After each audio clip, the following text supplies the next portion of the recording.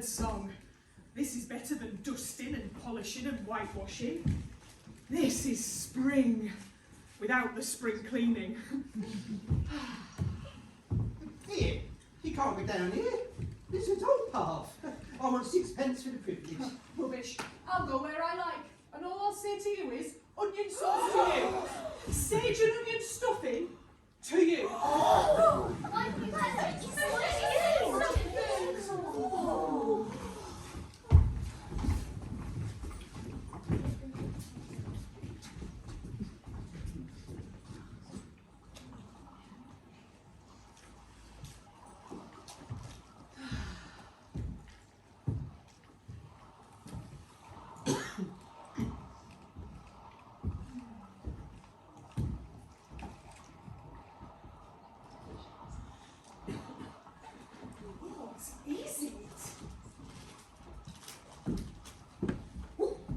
Definitely wet.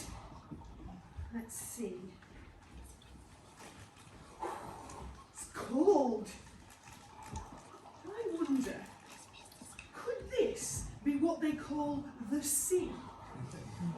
If I go along here, could I go off the edge of the world? Oh, Hello, Mo. hello, rat. Would you like to come over? Over what? Well, the river, of course. Oh, is this what they call a river? Well, yes. What else would you call it? The sea? No, of course not. But it's all very well to talk. How do I get over? Ah, wait. There we go. Now then, step lively. Lean on that. Good. Oh my, I'm in a boat. This has been the most wonderful day. Do you know, I've never been in a boat before in the whole of my life. What? Never been in a... Well, never. What have you been doing then? Is it as nice as all that? Nice? Oh, it's the only thing. Believe me, young friend, there is nothing, absolutely nothing, half so much worth doing as simply messing about in a boat. Simply messing about in a boat. Simply, whoa, about in a boat. In or out of them, it doesn't matter.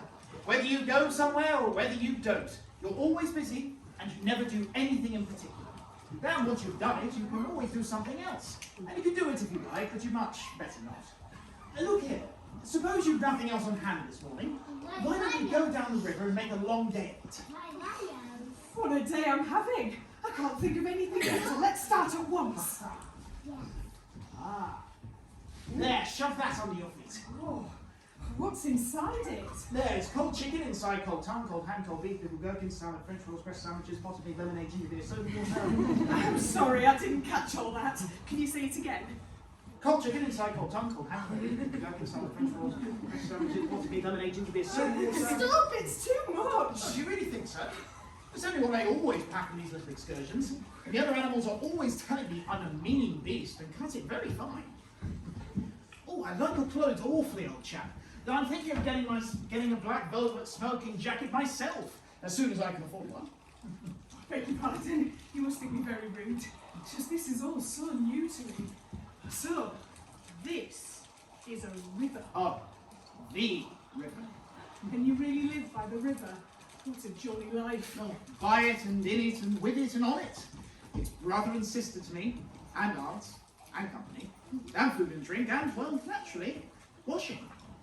It's my world, and I don't want any other.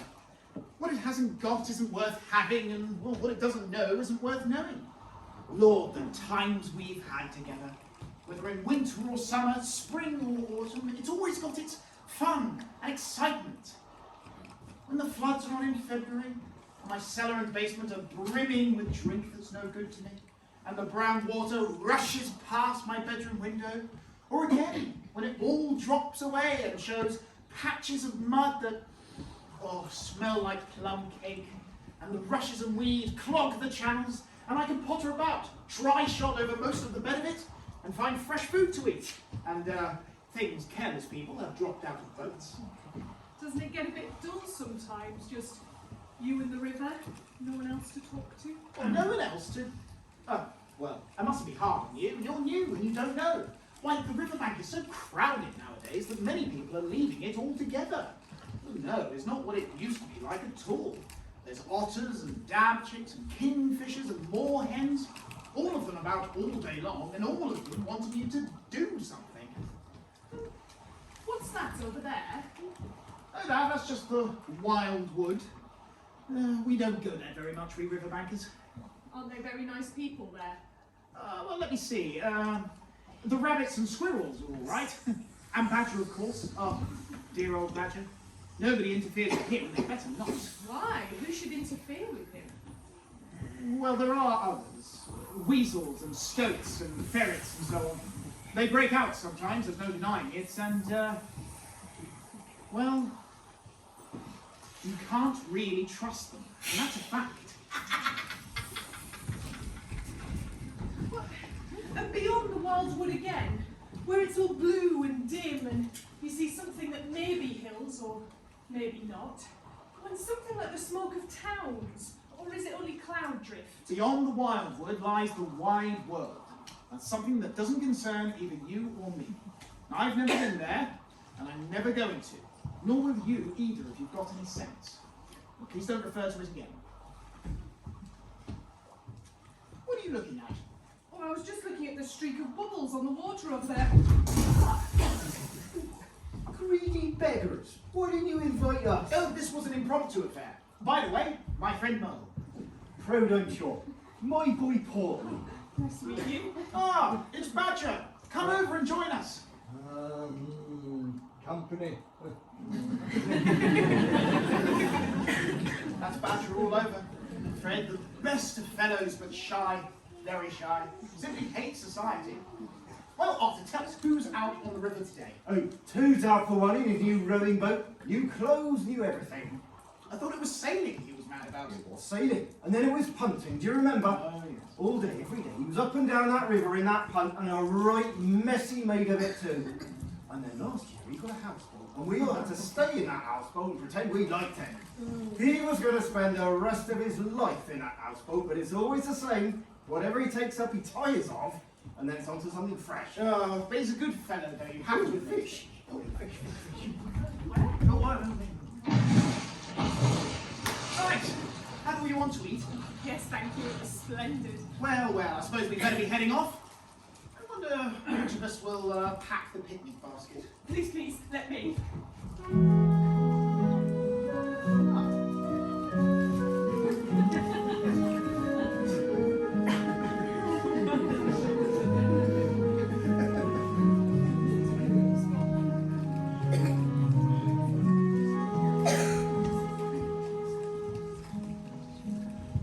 All along the backwater, through the rushes tall, ducks are dabbling our tails all. Ducks' tails, drakes' tails,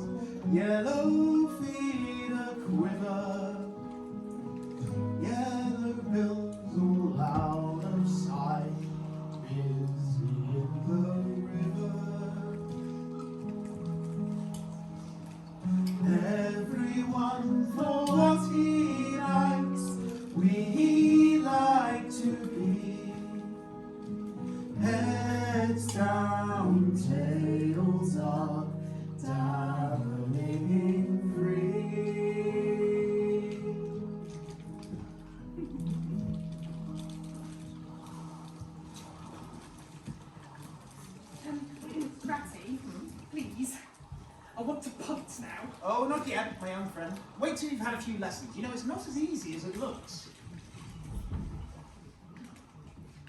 Oh, I'm definitely sorry, I didn't mean it! Oh, Mole, you silly ass. Now then, trot up and down the riverbank to dry off, and then we'll be off. Oh, Ratty, my kind and generous friend. Can you ever forgive me? Well, that's all right, bless you. What's a little wet to a waterette? I'm more in the water than out of it most days. Don't give it another thought. And look here, I really think you ought to come and stay with me, just for a short while. It's very plain and rough, not like Toad's splendid house. Not that you've seen that yet. But I can make you comfortable, and I'll teach you how to swim and how to row, and soon you'll be as handy in the water as the rest of us. Ratty, can I really? I can't think of anything better.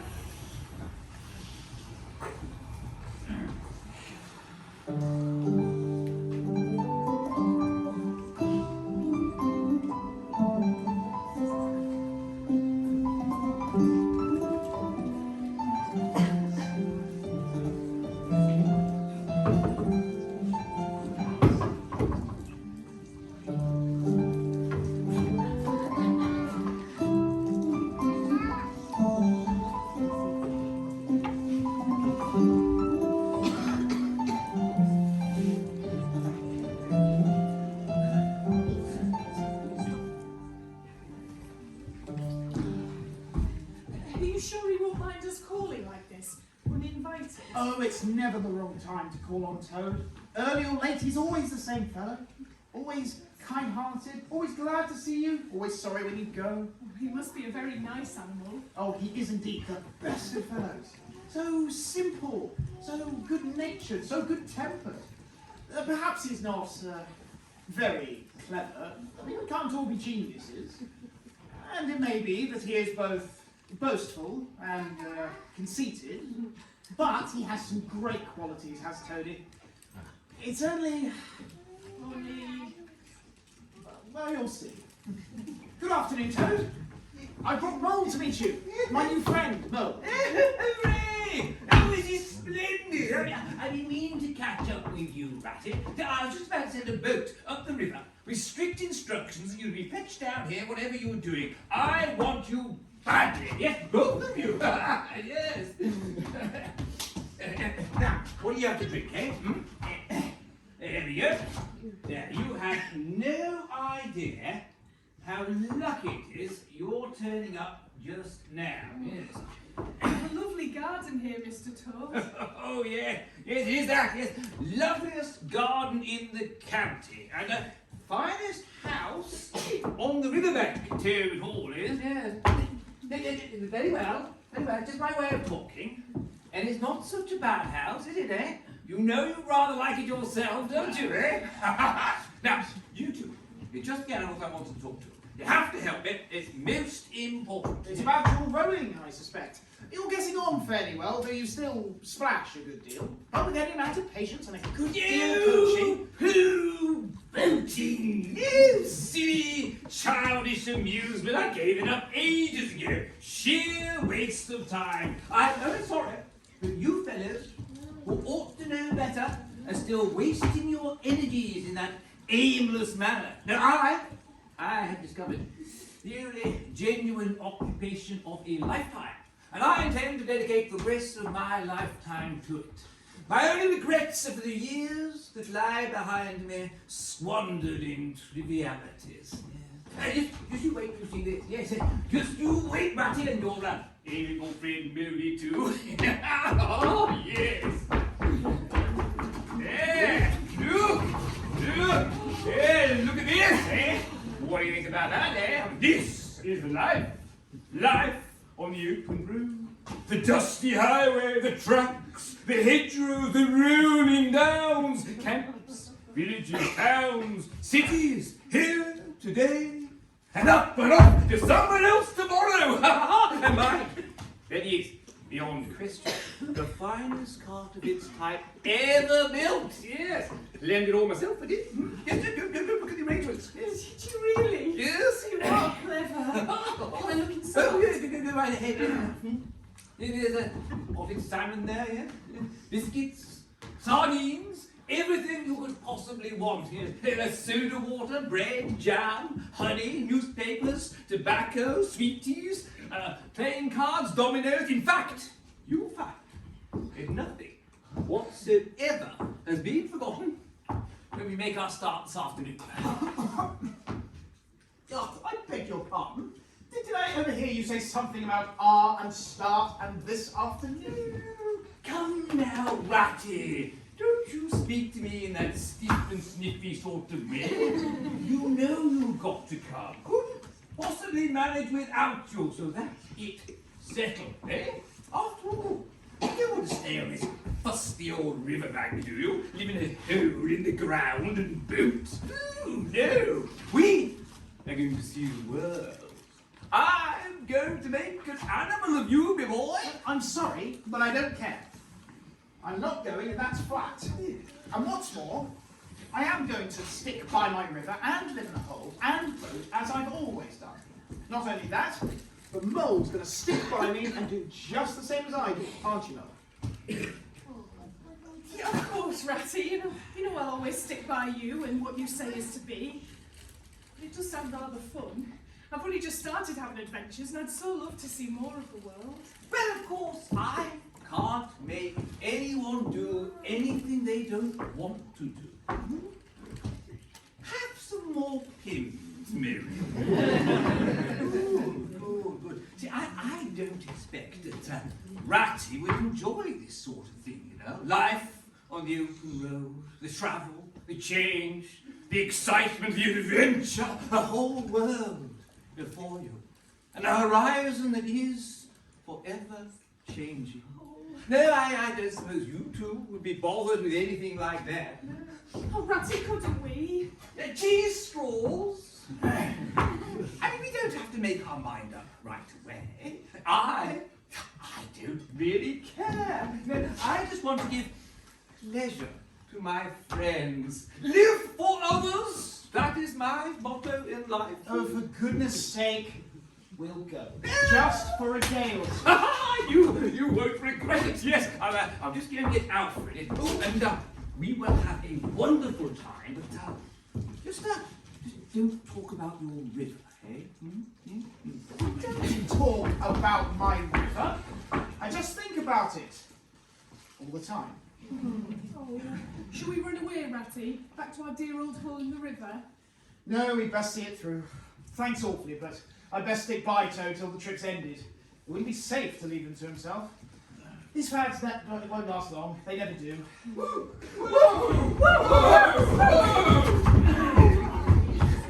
What's all this then? There was me having a nice kick when I hears me name. Oh, goody nothings. A bucket of oats. Fat chance. Hard labour, more like. It's a long, dusty road out there, and it's me that's got to do all the work. Do stop grumbling. This is excitement. This is adventure. This is your new life. It seems like blinking hard work, if you ask me. Come the revolution, the workers will rise up and do you. Just you wait. You do come on and giddy up, eh? Who do you think I am? Blinking nursery boy. Giddy up. Come along, Bob.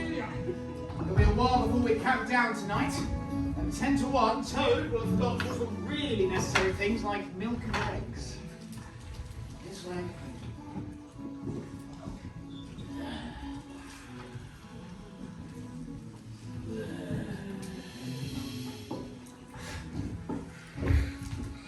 That, my lads, is Toad. The biggest, fattest landowner for miles around. What I wouldn't give to get my hands on a bit of his money. How will you do it, Chief? We're right behind you on this one, Chief. Oh, what just tell us what to do? What to do? Bide our times, yes. Yes, that's what we'll do. Bide our times. Hush, hush.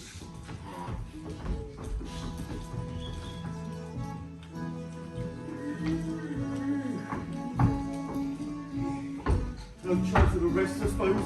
No chance of a bucket of oats and a little bit of a kid. Come the revolution, us workers will get all the privilege and it's you Richards that'll get all the work. Oh, very well. Let's just stop and make cafe.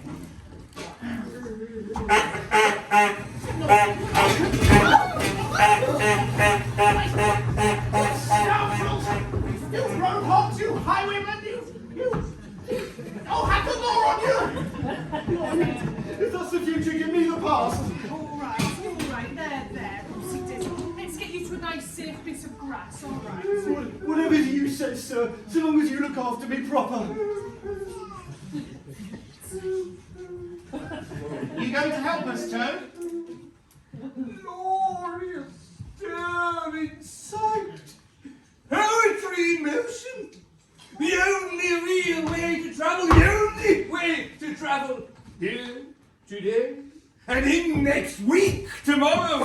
Villages skipped, towns and cities jumped. Always somebody else's horizon. Oh my. Don't be such an ass, Toad. To think I never knew. All these years that I never knew. I never even dreamt. Oh, what flowery tracks lay before me. And oh, what clouds of dust shall spring up behind me in the wake of my reckless speed. And oh, what carts shall I fling into the ditches in the wake of my magnificent onset? Horrid little carts, common little carts, canary-coloured carts.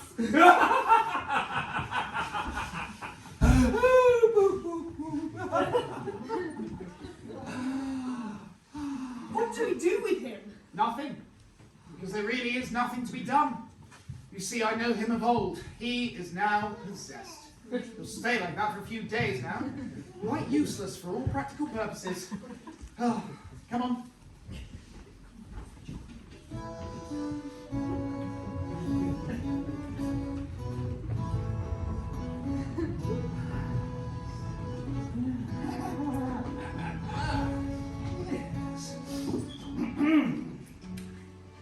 To Mayfair Motors, London. Please arrange for the immediate delivery of your largest, most expensive, and most powerful motor car. Yours, etc., Toad.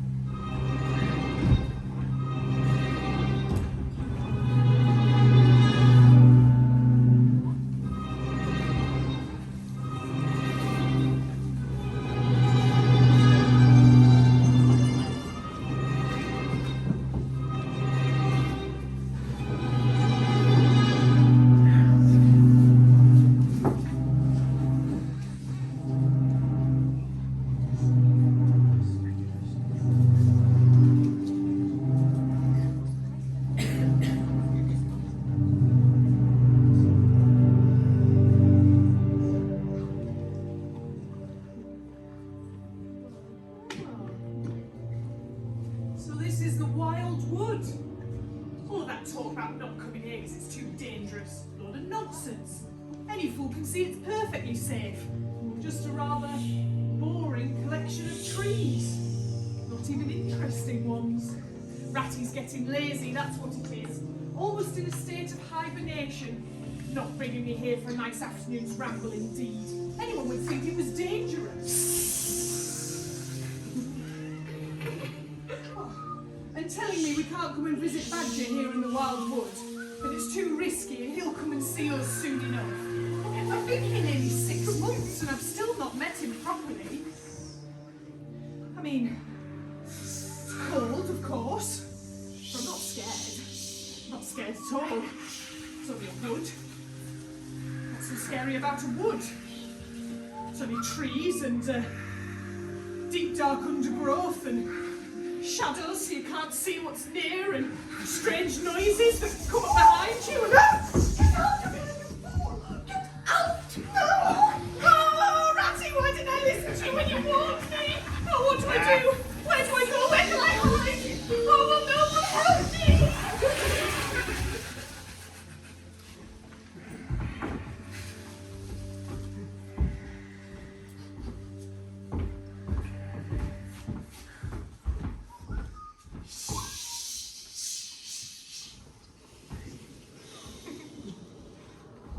You!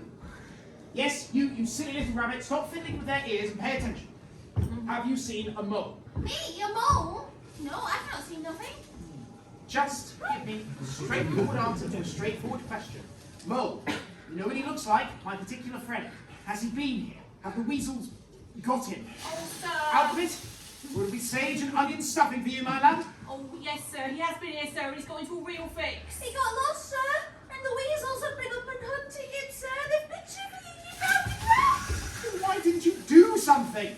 You may be blessed with brains, but there are hundreds and hundreds of you. Big, stout fellows, as stout as butter. And your burrows running in all directions. What, us, sir? Yes, you. You could have taken him in, tried to make him comfortable at least. What? Us, sir? Oh, for goodness sake, be off with you, the pair of you. If I ever met a more useless pair of furry idiots, I'd like to know when. Now then, where could he possibly be? Mole! Molly! Where are you? It's me, old rat! Mole! Oh, Mole, where are you? Ratty? Ratty, is that you? Oh, Ratty! Oh, I've been so frightened you can hardly think. Well, quite understand, Mole. You know, we really shouldn't have done it. We riverbankers hardly ever come here by ourselves. If we have to come, we usually come in couples, and then we're generally all right. Oh, surely the brave Mr. Toad would come here by himself, wouldn't he? Toad? Oh, Toad wouldn't show his face here. Not for a whole hatful of golden guineas, Toad wouldn't. No. Right, we really must make a start for home now, while there's still a little bit of light left. Oh, I'm dreadfully sorry, Ratty. I'm simply dead beat. I can't possibly make it home tonight. Well, we can't stay here, that's for sure. Not with night coming on, and the snow as well. The worst of it is I don't know exactly where we are. All this snow makes everything look so very different.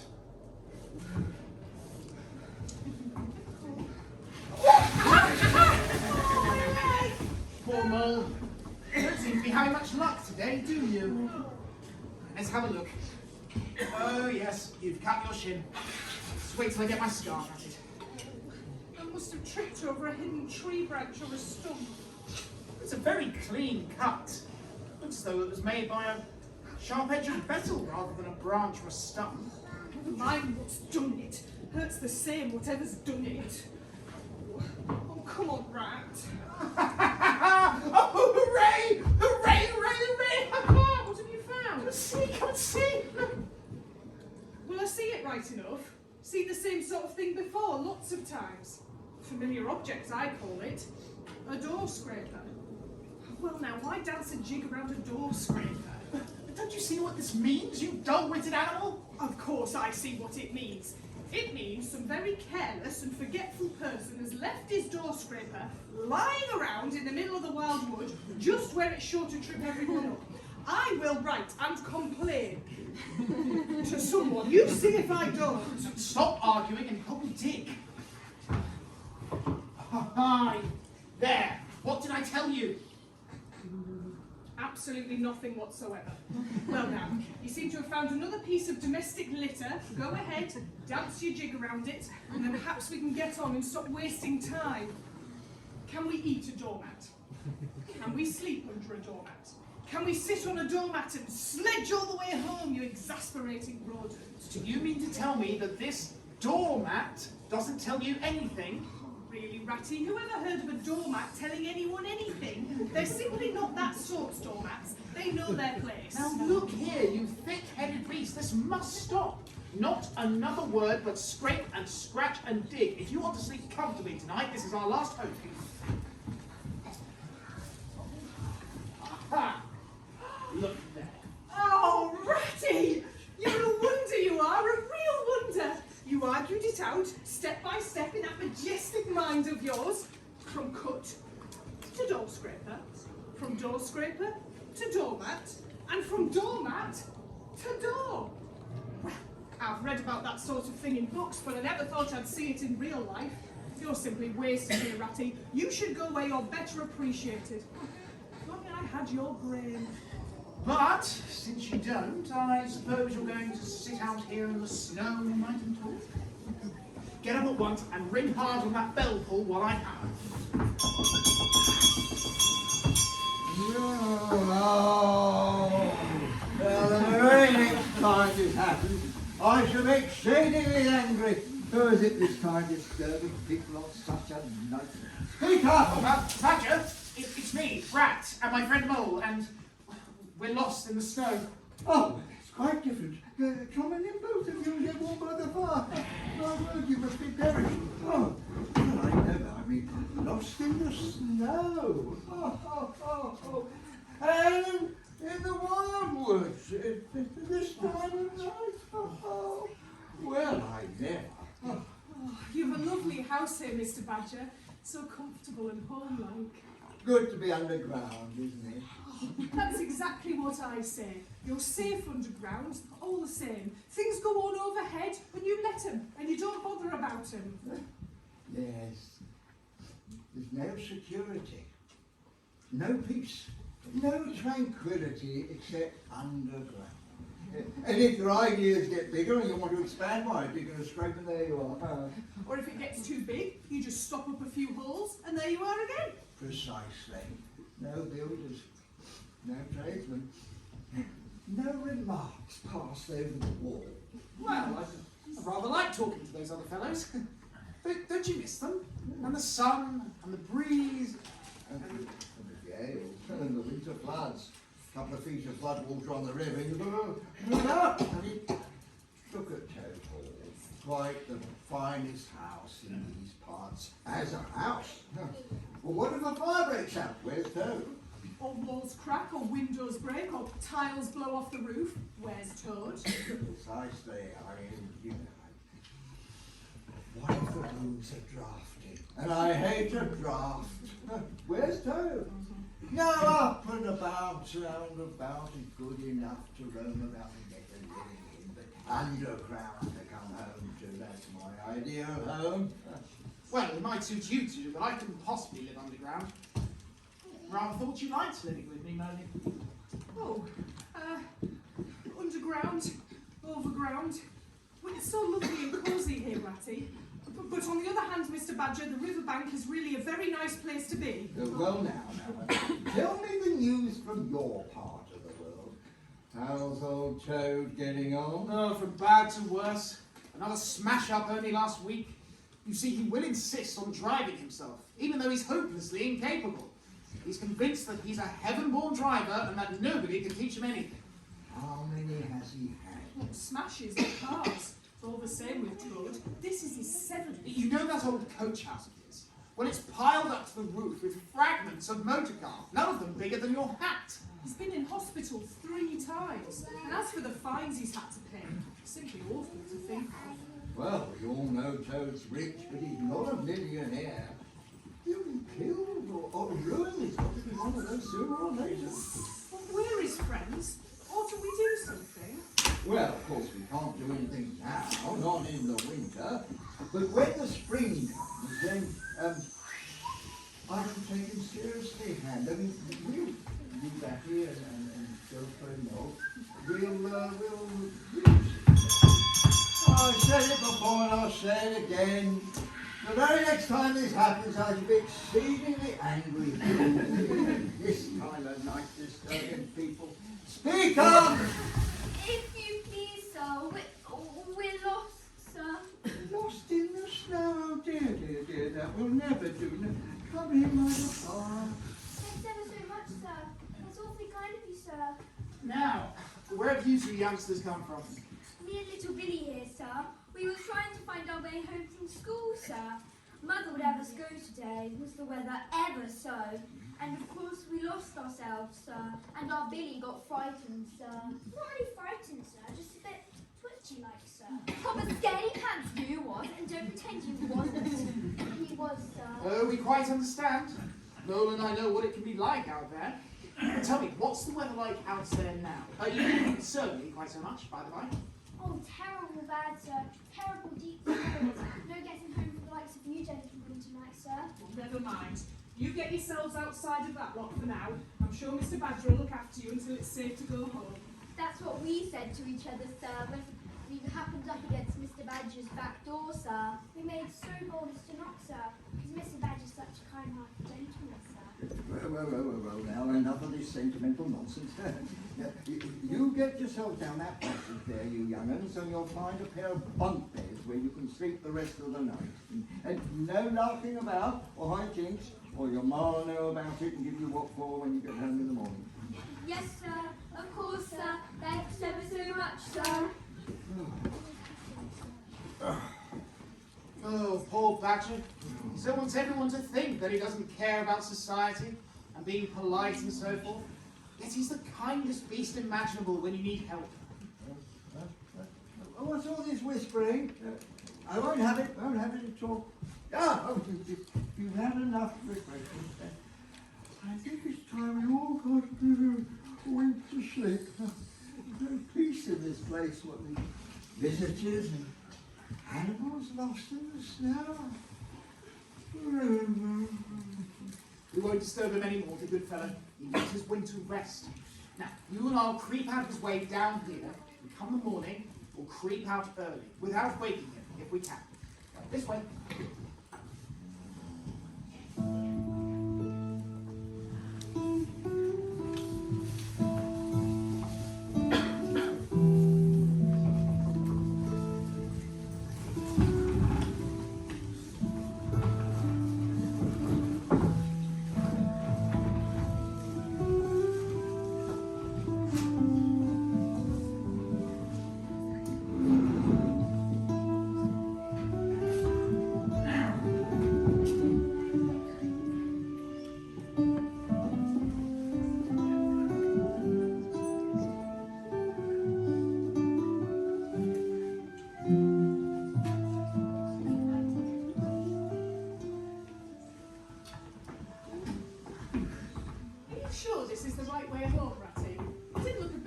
When I came to the Wild Wood yesterday. Well, of course it didn't.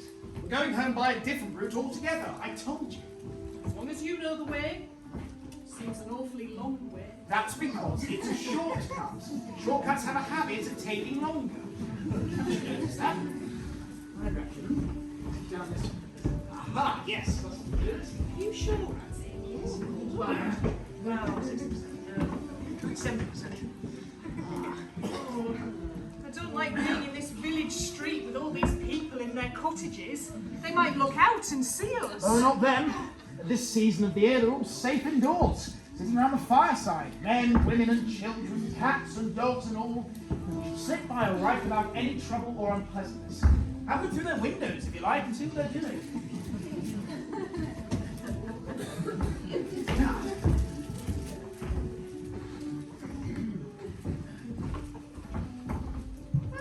Do you know, this looks vaguely familiar. Have we been here before, in the summer perhaps? Oh, not with you, no. Only with my good friend Otter. A year or so back, we came across this road. That's how I know it. Strange. Oh, come on, Mo. It'll be dark again by the time we get home. I knew we shouldn't have wasted all that time at Badger's this morning. We should have snuck out early before he woke up. Oh, but think of how rude that would have seemed. Besides, those hedgehogs cooked a most excellent breakfast. Those ham and eggs. Delicious. I can still smell them now. Well, lucky old you. All I know is that by the time you and Badger had finished discussing underground life and exploring tunnels to your heart's content, it was well past midday when we eventually set off. And now it's getting much too late again. And we should be all right so long as the snow holds off, but we must hurry. Ratty, stop! Ratty, come back, I want you quick! Oh, come on, Mo, do! No, Ratty, you don't understand! It's my home! My old home! Oh, I've just got the smell of it and it's close, it's really quite close! Mo, we mustn't stop now, really. We'll come back for it tomorrow, whatever it is you've found. I daren't stop now. It's late and the snow's coming on. It's getting dark. I'm not sure of the way. Oh, but Ratty! Oh, come along, I need your nose. Quick, there's a good fellow. It won't be long now, you'll see. We'll be having a good supper by the fireside before long. Yeah. Now, what do you fancy? Ah, there's a good basin of soup in the larder just waiting to be heated up. And one mole. Oh, whatever's the matter? Tell us your trouble. Let me see. There's no energy left in you. Your feet are dragging like lead. There's no talk left in you either. Tell you what, let's just rest here for a moment. Oh, mole. Tell us your trouble. Whatever's the matter? How can I help? I know it's only a shabby, dingy little place. Not like your cosy quarters or Toad's beautiful hole or Badger's great house. But it was my own little house. And I was so fond of it. And then I went away and forgot all about it until I caught the scent of it on the road just now and I called you and you wouldn't listen. We might have just gone and had one look, Ratty. Just one look. But we had to leave it. Even though I was smelling it all of the time and I thought my heart would break. It was so close by, Ratty. But you wouldn't stop. You wouldn't stop. Oh, I see it all now. What a pig I've been. That's me, just a pig. A plain pig. Right, well, we better be getting on, old chap. Where are you going? Or to find that old home of yours, old fellow. So you'd better come along, for it'll take some finding, and we shall want your nose. Ratty, it's no use. It's too late and too dark and too far. And the snow's coming. Oh, it was all an accident and a mistake. Think of Riverbank and your supper. Hang Riverbank and supper too. I tell you, I'm going to find this place if I have to stay out all night. So cheer up.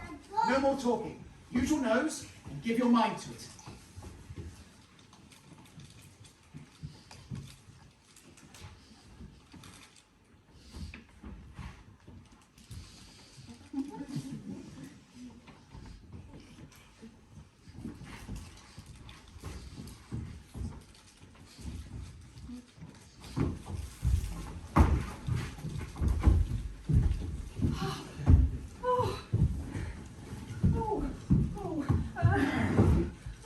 What was I thinking? Bringing you to a dingy little place like this on a night like tonight. Well, you might have been by the riverbank by now, toasting your toes against a roaring fire with all of your nice things around you. What a capital little house this is. So compact, so well planned, everything here and everything in its place. Oh, splendid. Now then, fuss about, old chap. I'll get a fire going while you tidy up.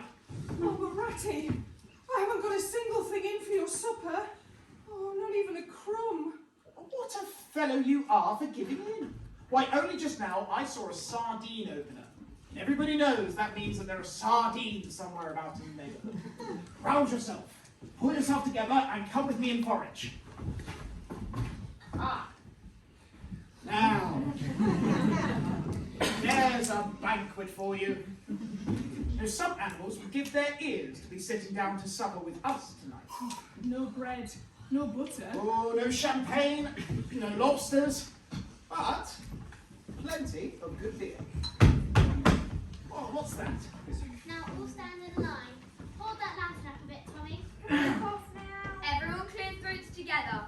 Ready? I dropped the music. Pick it up then. Who is it?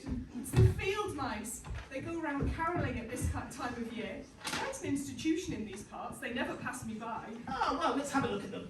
Now then.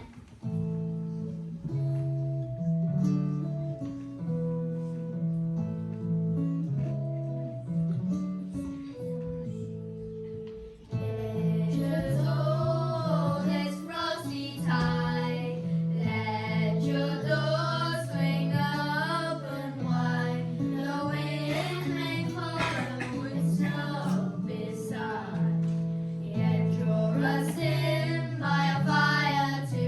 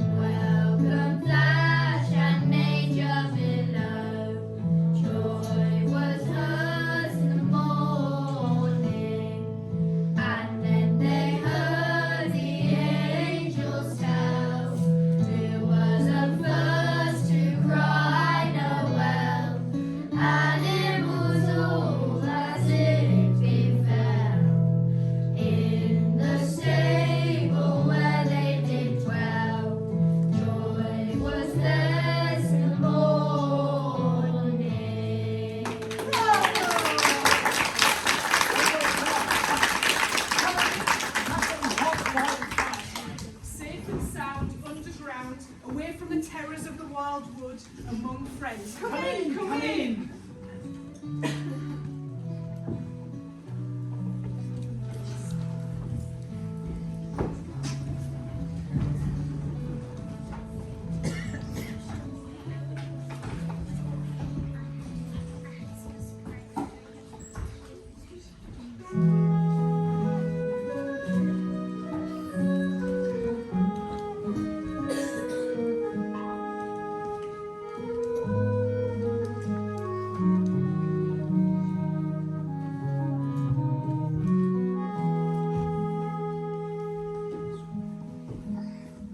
Everyone for what he likes, we like to be.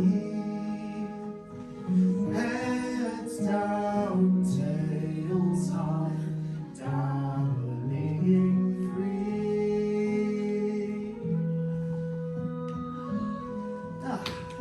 The hour has come. What hour? Whose hour, you should say, rather, my Toad's hour. I said that when winter was well over, I'd take him in hand, and I'm going to take him in hand today. Of course, I remember now. Toad's hour, hooray! We will teach him to be a sensible toad.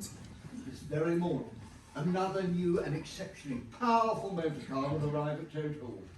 At this very moment, Toad is busy arraying himself in those hideous garments that transform him from a comparatively good-looking toad into an object that throws any decent-minded animal that comes across it into a fit. At this We'll rescue the poor unhappy animal. We'll convert him. He'll be the most converted toad that ever was once we're done with him. The keys to Sir's Super Shadow Rolls Royce Auto Deluxe is so pleasant business. Oh, hello! Oh, come on, you chaps. You're just in time to join me for a jolly fine night. I think not. Chauffeur, remove yourself in your motor car, if you please. How dare you! Wow! Right on, Frank! Ah, yes!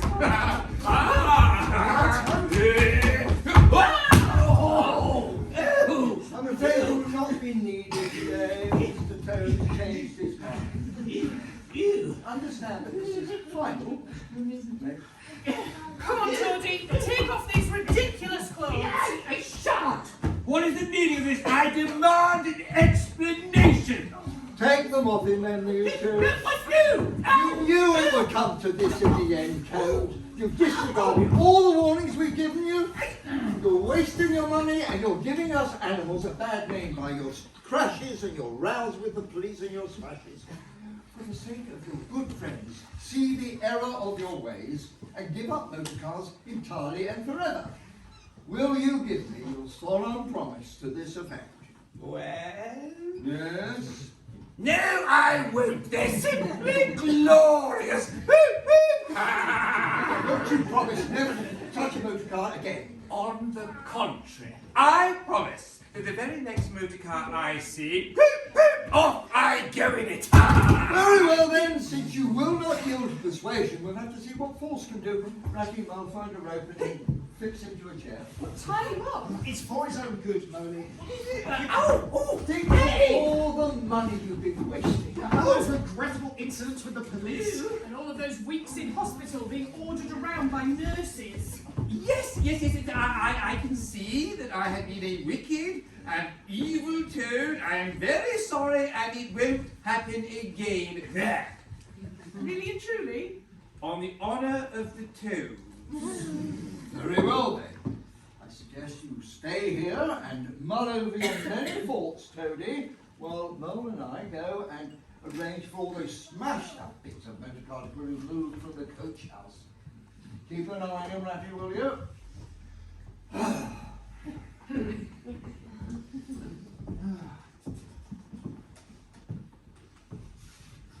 You all right? You're very quiet. Not like your usual self at all. Now, is there anything I can do to help? Dear, kind Ratty, how little you understand. But don't you trouble yourself over me. I hate to be a burden to my friends, but then I don't expect to be one for much longer. I'm very glad to hear it. Now, you're being a real bother to us, Toad. And in weather like this, with the boating season just starting, it's too bad, Toad. Yeah, I understand. It is natural enough. You're tired of bothering about me, and I shouldn't expect it any longer. I am a nuisance. I know. You are indeed. But I take any trouble on earth for you. If only you'd be a sensible animal. Well, if I thought that, Ratty, then I would ask you, nay, beg you, for the last time possibly, to go down into the village, right? Even now it may be too late, and fetch a doctor. But no, that would be a trouble. So perhaps you better just let things take their natural course. Why? What do you want a doctor for? Surely you've noticed. I didn't know. For noticing would be a trouble. Why, tomorrow you may be saying to yourself, oh, if only I'd noticed something sooner, maybe I could have done something, but no. Noticing is a trouble. Never mind. Just forget I said anything. Now look here, old man. Of course I'll fetch a doctor for you if you really think you want him. But you can hardly be bad enough for that yet. Let's talk about something else. I fear, dear Ratty, that in cases such as mine, we are long past the point of talking, or doctors for that matter. And in fact, one more thing. I only ask because I know you'll be passing by the door. It is not too much trouble. If you wouldn't mind asking my lawyer to step up. There comes a time in one's life when one must face the most disagreeable of tasks. A lawyer? It must be really bad. Before you go, Ratty, you wouldn't mind just loosening my bonds a trifle? I mean, I wouldn't worry, although I can be going anywhere, not in the condition I'm in. Oh, poor Toad. Such a sudden and dreadful affliction. Stay there, I'll be right back.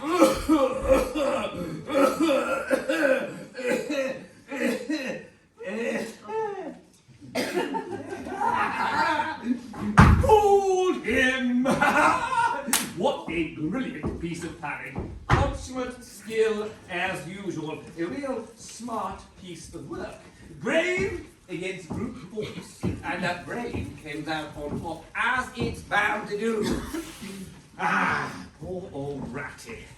My, won't he catch it when the badger gets back? Yes. You know, he's a very worthy fellow, Ratty. Many good qualities, but intelligence not being one of them. And absolutely no education. Yes. Then perhaps I ought to take him in hand one day. See if I can't make something of him.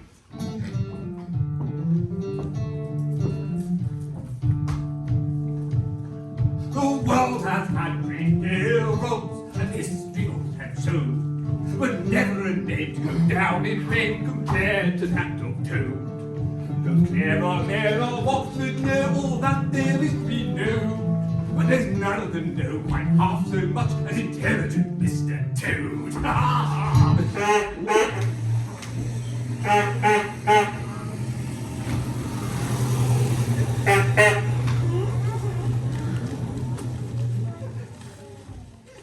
Oh, Bertie, dearest, do let's stroll up this charming hill. I'm sure we can find some wildflowers. Maybe from the top you'll get one of those views you'd like so far. Sorry to disturb you, madam.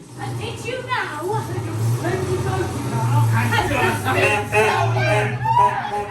Get him, boys!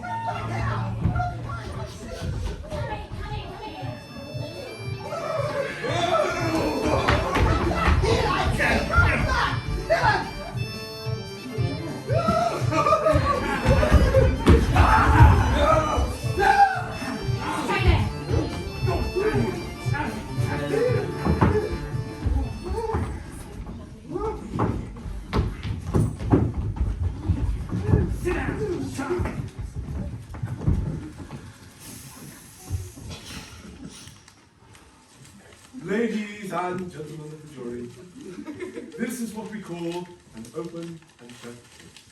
I open the case. Then we shut Jonah away for a very long time.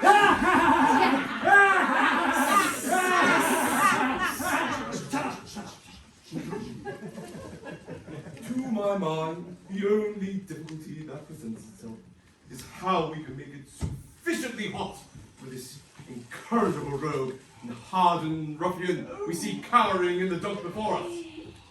Call the first witness. Now, sir, take your time and think things through clearly. Did this miserable, greedy animal steal your expensive and beautiful motor car? Shadow of a doubt! Case proven.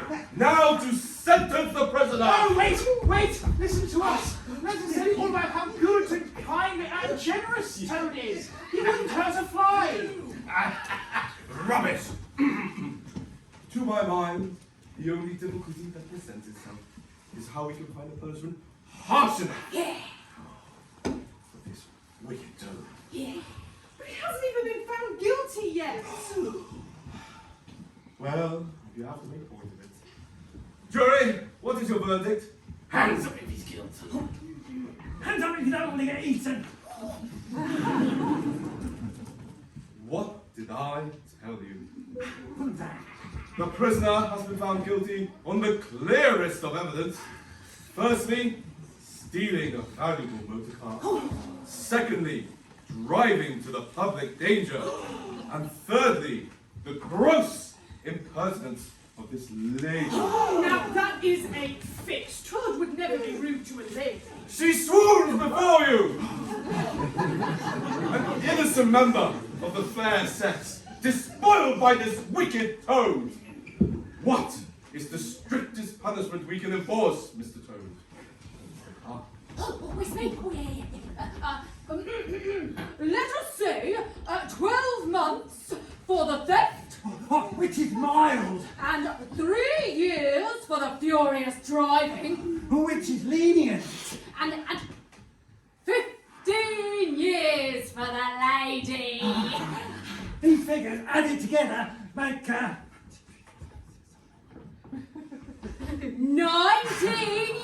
years! First rate. So we'll round it up to 20 to be on the safe side. Hooray! Send him down! Let him have it. Prisoner, pull yourself together. It's going to be 20 long years for you. And should you ever find yourself before this court again, we'll be forced to deal with you very seriously.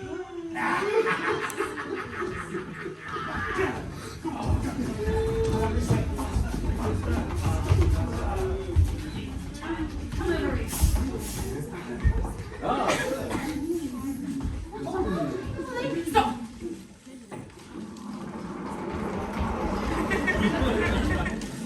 Here you are, and here you will stay. This is the deepest, darkest dungeon in all of England. We're locking you up for 20 years.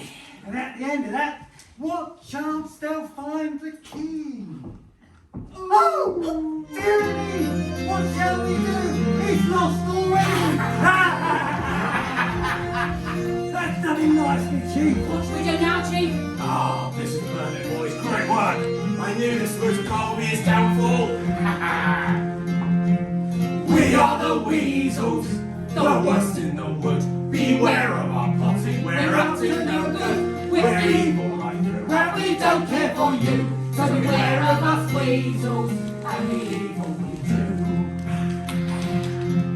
I hate all the animals that think they're so nice. And I detect rabbits and squirrels and mice. Except we catch them and eat them for tea. Beware, it's just weasels who know what it's like to be free.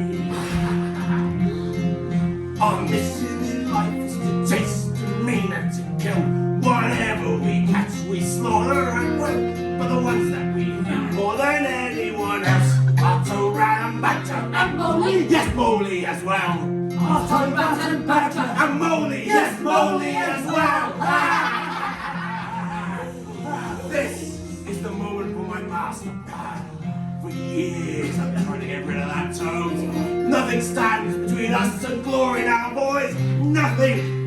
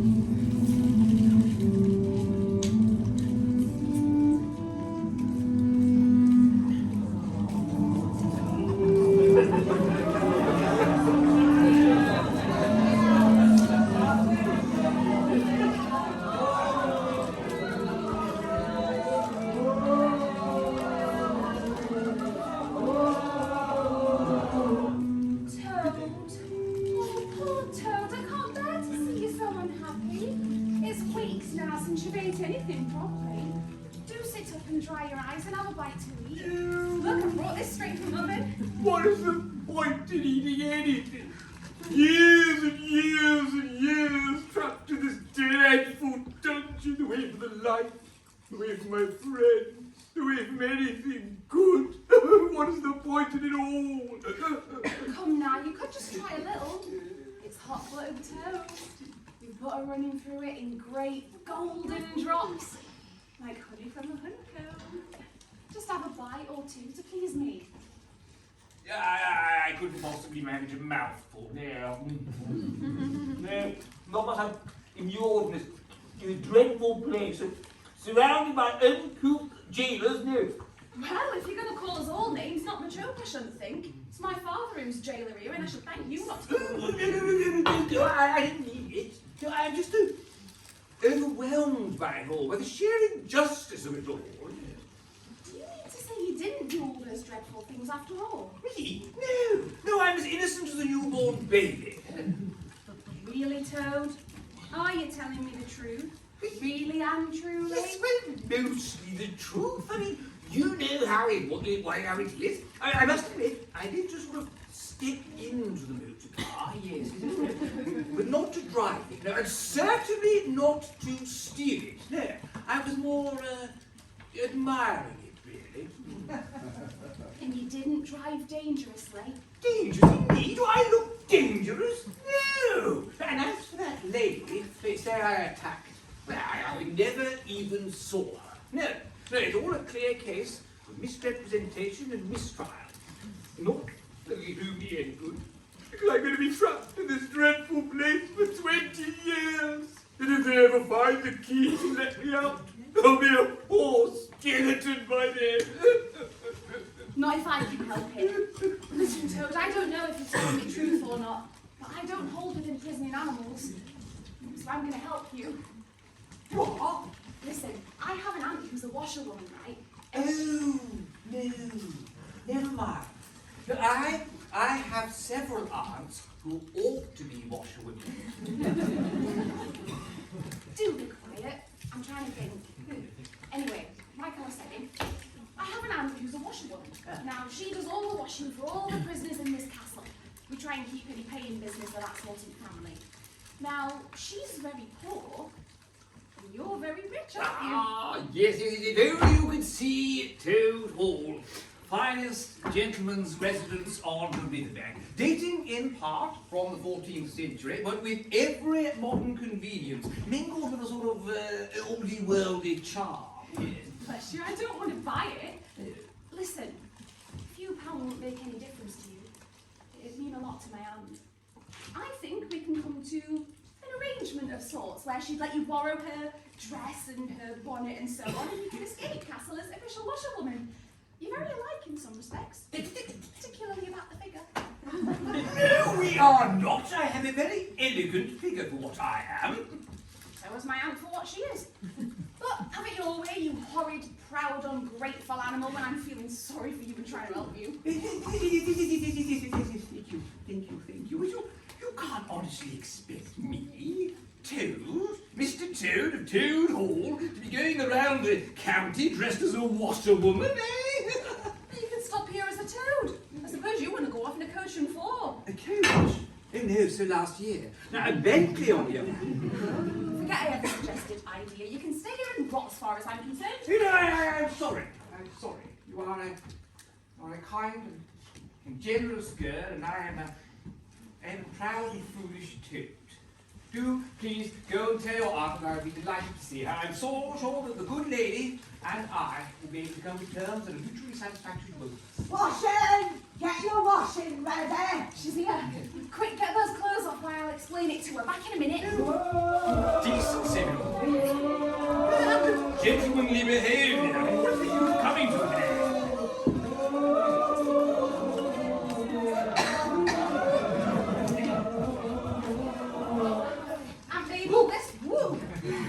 This is Toad. Yes, how do you do? Charmed, I'm sure. How much did you say you'd pay me? Oh, anything. Anything at all, me out of this dreadful place. I thought you wouldn't be too much, eh? Suits me. How much did you say he's worth, dearie? Don't be silly, Toad. My aunt's agreed to £5, provided we tie her up as though she's been attacked or something. Yes, attacked by the dashing Toad as he swashbuckles his way to freedom. Ah, yes. You'll have to wear her clothes. Oh, extraordinary. Well, yes. Yeah. Right, come on, Abel. There we go. Okay.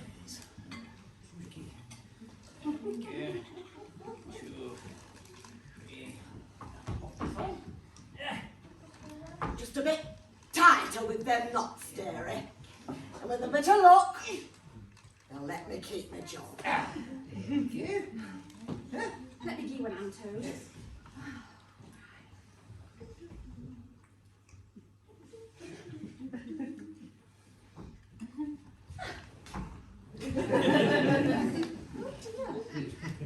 You look very image of her. I'm sure you didn't look half so respectable before. Anyway, off you go, Toad. Now remember, if any men speak to you... As they probably will.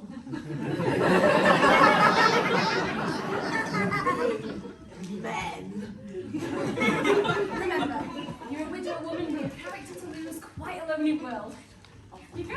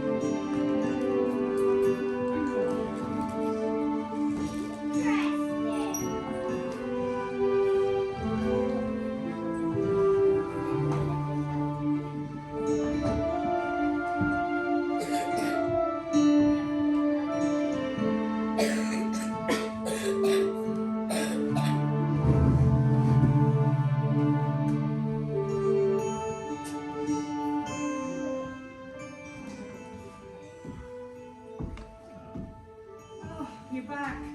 It's too hot to go inside, so I've been sitting out here and watching the sun go down. Oh, the blessed coolness. Did you stay for supper at Otter's? Oh, simply had to. He and his wife wouldn't dream of my leaving before. But I felt a brute all the same. Why? Oh, it's their little lad, Portly. He's missing. And you know how much they love him. Well, he's a young animal, though, and up to mischief, I expect, like all pups. He won't come to any harm. Everyone round here knows him and likes him. Well, we found him ourselves the other week, miles from here, and quite self-possessed and cheerful. Yes, but this time it's more serious. Portly's been gone several days.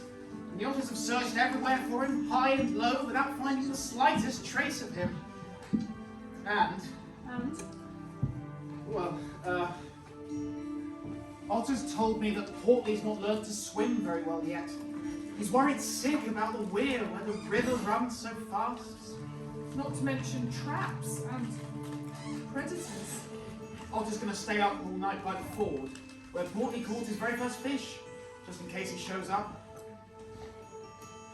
Well, I suppose we ought to be getting to bed. Look, let's row upstream the other way. See if we can find Portney. The moon's out and anything's better than going to bed and doing nothing.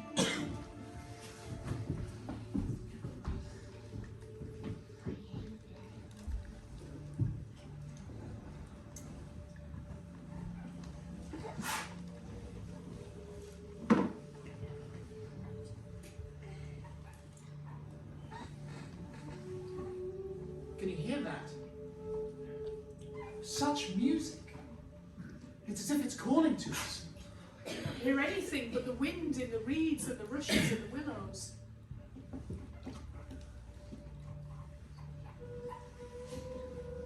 It's getting clearer. Look, we've rowed all night. It's nearly dawn. There's no sign of Portney. Shall we... Oh, don't let's give up yet. Look, we've come to the magical place where the god Pan the piper sings every morning at the break of dawn. Tie up the boat and come with me. Aren't you afraid? Oh, yes and no, but this has to be where we'll find Portney. Where else could he possibly be?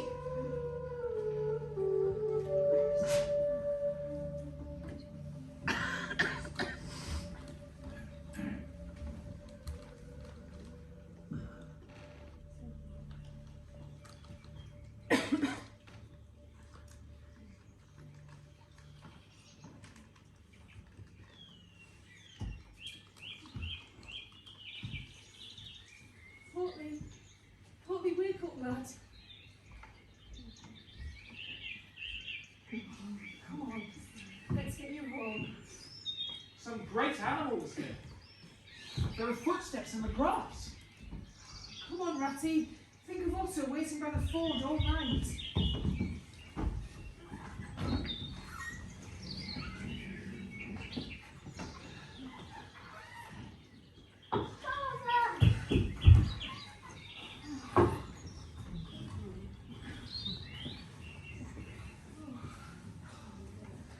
I feel strangely tired. As if we've been through something surprising and splendid and wonderful. It's good to feel the sun on one's bones again. Oh. And to listen to the wind playing in the willows.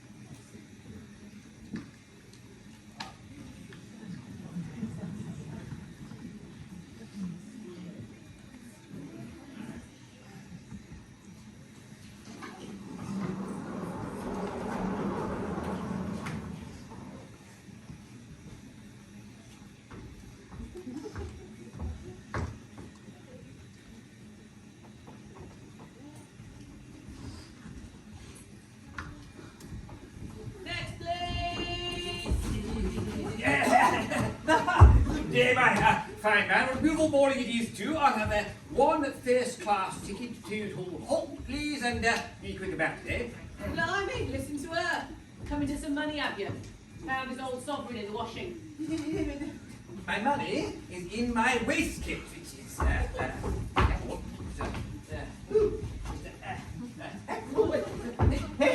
Hey, what are you all laughing at, eh? No. Oh, I say. Come on, Mrs. Harrietta. The train will be off in a minute. There's far more tickets what don't keep their money in their corsets. My wallet is in my waistcoat, and my waistcoat is...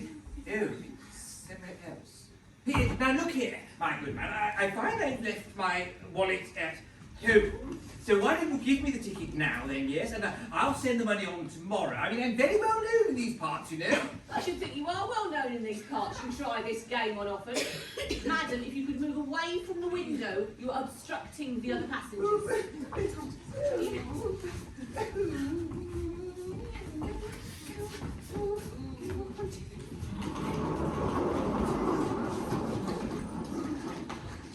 Hello, Molly.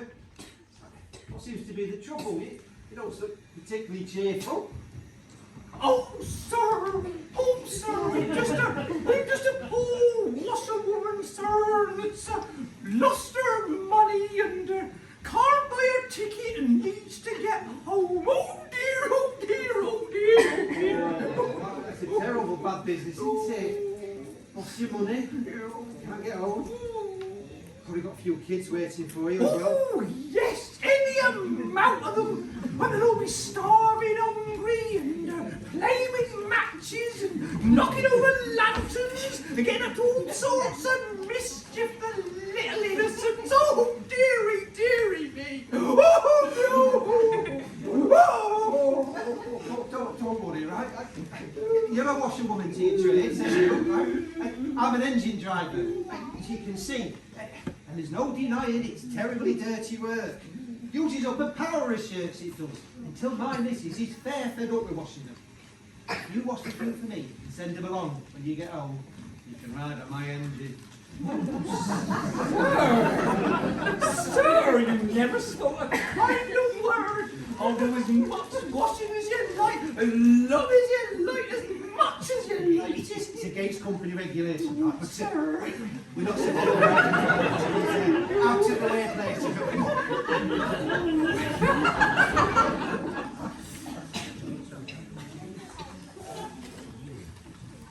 Oh, yeah. Good 30 miles an hour we must be doing now. That's faster than a car. Oh, it certainly is. There's nothing faster than a train. I remember. Fast train? With the last train going this direction tonight, I swear I can hear something coming on the avenues. But look, I can see it clearly now. It's a train on our tracks. It's coming along at a great pace. It's like we're being pursued. no. Oh, no, look! No, they're gaining on us fast. That engine's covered in the strangest folk.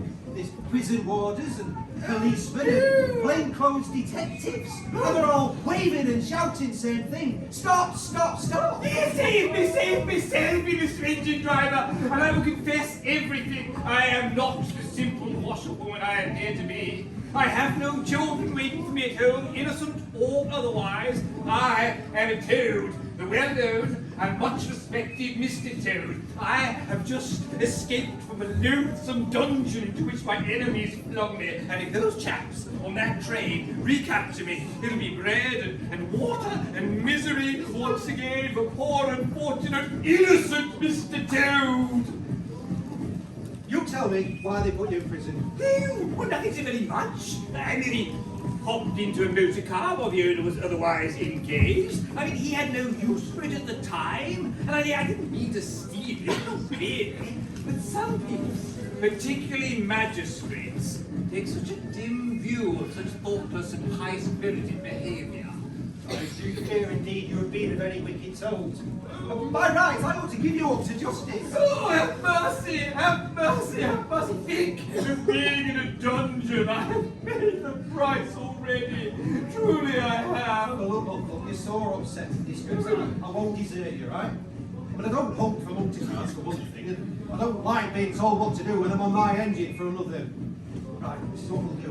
We're coming up to a long tunnel, the other side of which is a deep dark wood.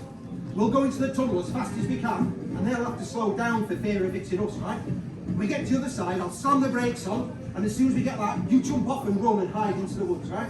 And then I'll go back out again, and then they can chase me through as long as they like and as far as they like. Okay? Right, get ready, jump when I tell you.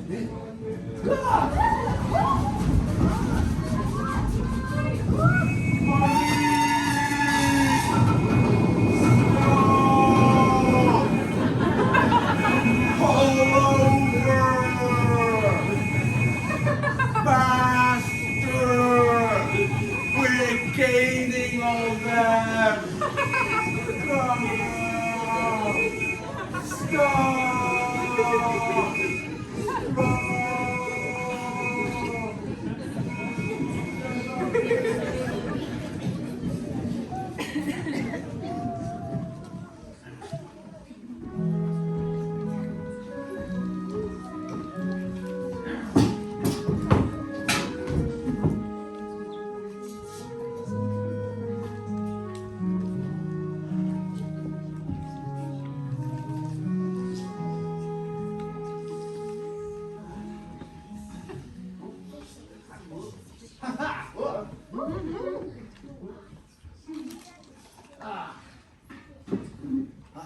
There is nothing, absolutely nothing, apart from boating, of course, half so much worth doing as fishing. Oh, sheer contentment. I don't much care if I catch something or if I don't.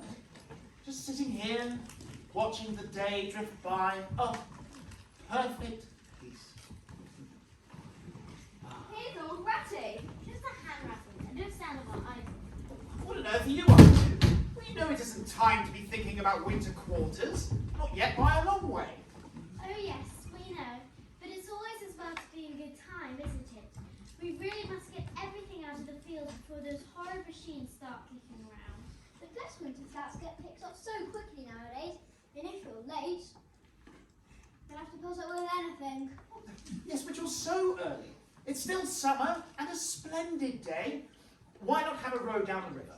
Or a walk along the hedges? Or a picnic in the woods or something? Well, I think not today, thank you. Perhaps another day, when we've more time. See yourself. Oh, damnation. Oh. If people would be more careful where they were going, people wouldn't hurt themselves and forget themselves. Mind that suitcase, Ratty. You'd better sit down somewhere. In an hour or two, we may be freer to attend to you. You won't be free, as you call it, much this side of Christmas. I can see that. I just don't understand you. I mean, if you've got to leave this pleasant place, and all your friends who will miss you, well, no doubt you'll go bravely, and face all the trouble and discomfort and change and newness, and pretend that you're not so very unhappy. But to talk about it, and to plan, and to start packing before you really You need. don't understand. We want to go somewhere else at this time of year. We feel restless and excited. Welcome to new homes. The explorers have a far better time, even than we do. They fly south where it's warm all winter long. I wish we could go there too. So do I, but we've got plenty of things to do. So excuse us now, Ratty. Mice. Let's go sit down. It's going to be sore in the morning.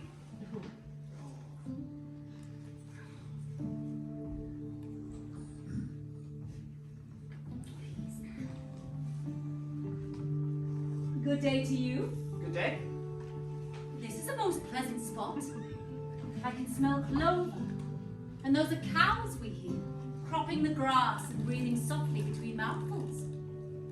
Look at that blue smoke over there, drifting gently against the woodland.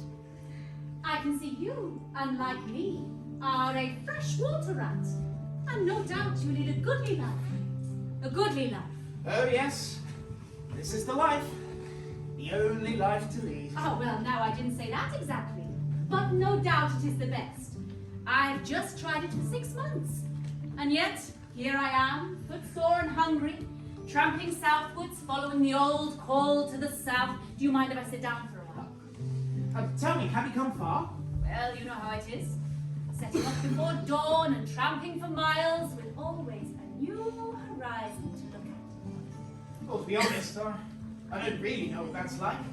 I lead a very quiet life here. Very quiet and unadventurous. And not dull, you understand, but I haven't travelled. Whereas I, my friend, am a seafaring rat. I come originally from Constantinople. Have you heard of that fair and exotic city? Oh, no. Please, go on. How did you come to be here? Oh, I've wandered all over the world in my time. I suppose you must go on great voyages? Months out of sight of land and so on? By no means. That sort of life wouldn't suit me at all. I choose the ships that ply their trade along the seaports, rarely out of sight of land. Oh, those southern seaports, the scent of them, the heat of the day, the velvety nights, the golden cities, and the fragrant hillsides. It all sounds so wonderful. I suppose that's why the swallows always look forward so much to their flight south in the autumn. Exactly so.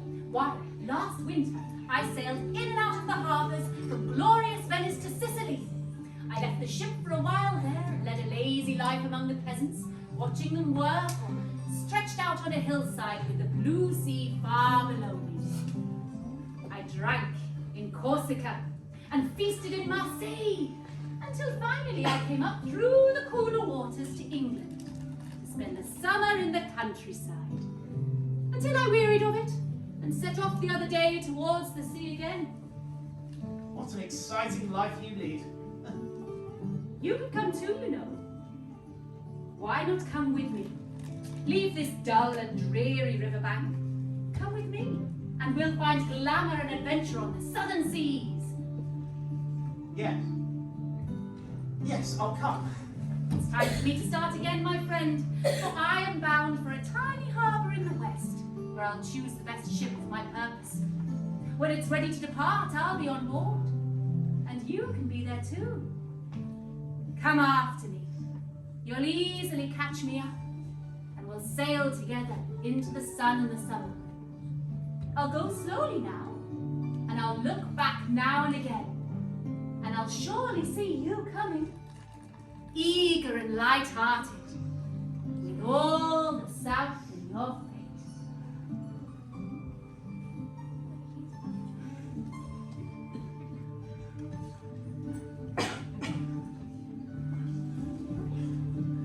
Where are you going, Ratty? Going south with the rest of them. Whatever do you mean? Towards the sea, and then on shipboard, and so to the shores that are calling me.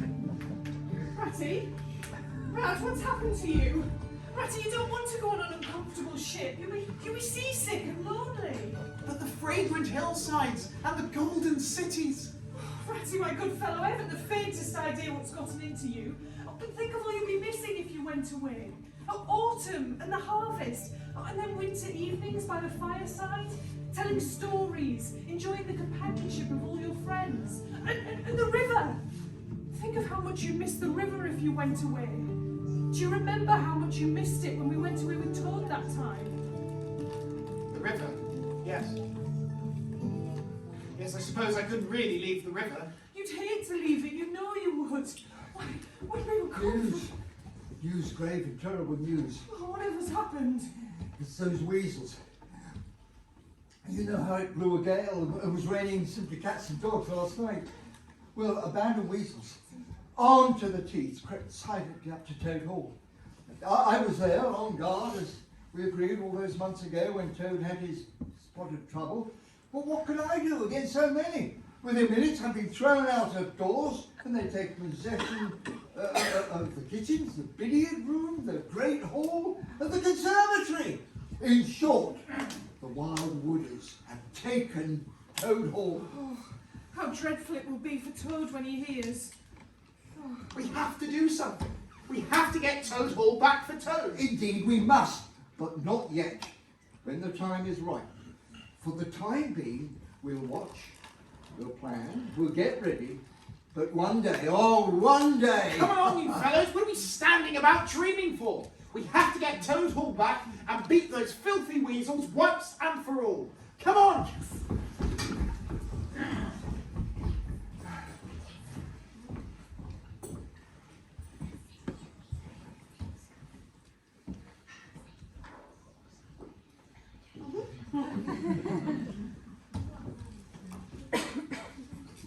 Well, you're a river.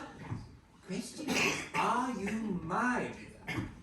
Now, one thing is certain, you're coming from somewhere and you're getting to somewhere, so I guess I'll go along with you then, eh?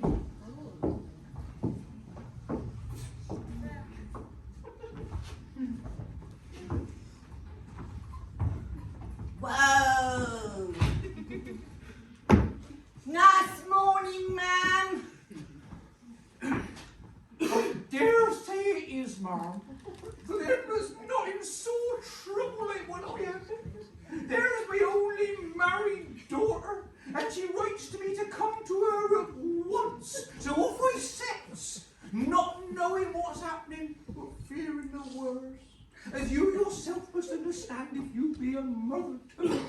And I leave my business to look after itself, and I'm in the washing and laundering business, Mum. And I leave my children to look after themselves, and all a more troublesome set of young imps just don't exist.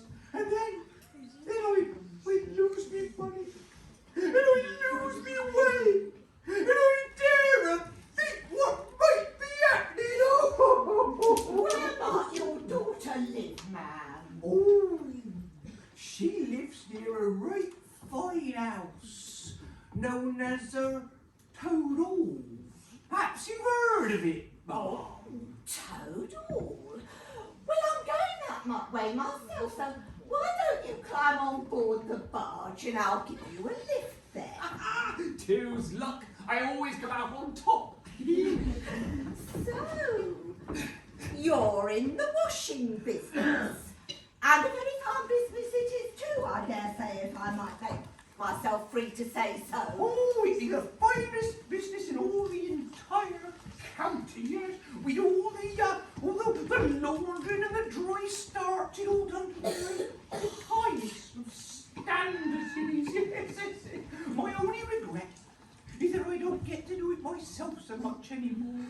Being as we're just so busy. 20 girls have got working for me. 20 girls! And are you yourself very fond of washing? Oh, yes. Oh, I simply loves it. Dotes on it. Near so happy as when I got my hands plunged in the wash tub. But then it comes so natural, you see. Oh, I assure you, it's a real pleasure, Mum. Oh, well, what a bit of luck meeting you. And a regular bit of good fortune for both of us it is, I dare say. Yes, how's that? Well, look at me, see. I like washing, just like what you do. But my husband, oh, he's such a one for shirking his work, leaving me to mind the barge. I never get a moment to sort my own affairs. By rights, he should be here now, steering, or attending to the horse. Though as luck would have it, the horse has enough sense to attend to itself. Instead, he's gone off with that dog of his to see if he can't catch himself a rabbit somewhere for his dinner. And he says he'll meet up with me at the next lock. Oh, well, that's as maybe. I don't trust him. I don't trust him one bit. Not once he gets with that dog of his, who's worse than what he is. And in the meantime, what am I to do about my washing, eh? Oh, don't you worry about the washing, Mum. You'll fix your mind on that rabbit, eh? It's a nice, young, plump and tender rabbit. Got any onions? Oh, I can't fix my mind on anything but washing at the moment. And I wonder that you could be talking about rabbits when such a joyful prospect lies ahead of you. Now, see these things here? If you could take one of the necessary sorts and put them through the wash tub just there as we go along, then as you rightly say, it'll be a great pleasure to you and a great help to me.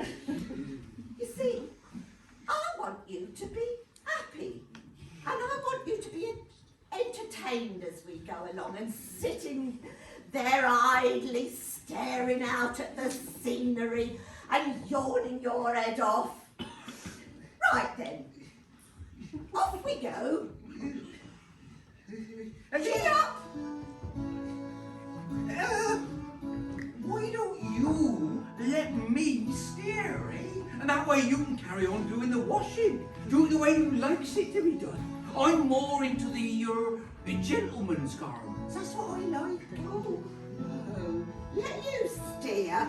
Oh, steering's a fine job, and it takes practice to steer a barge. And I you to be happy, so you stick to the washing what you say you're so fond of, and I'll do the steering. How on earth does one get these things clean? It doesn't matter what I do, they come out just as dirty. Ugh. Whoa! You know what? I've been watching you. I thought you wasn't a washerwoman from all the humbug what you spoke. Washerwoman indeed. Never washed so much as a dishcloth in your life, I dare say. You common, low, fat, bad woman. Oh, how dare you speak to your betters like that? Washerwoman indeed. I have you know, I am a toad. The well-known and respected Mr. Toad, a gentleman landowner. I may be under something of a cloud at the moment, but I will not be laughed at by a bad woman. Oh, so you are. Well, I'll never be an horrid, fat, nasty, crawling toad. And on my nice clean barge too, what's more. Well, that's the thing what I will not have.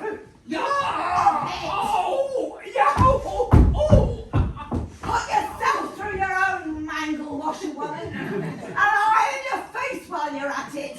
And you might pass for quite a good-looking toad. Well, tally-ho! Well! Stop! Stop! My horse.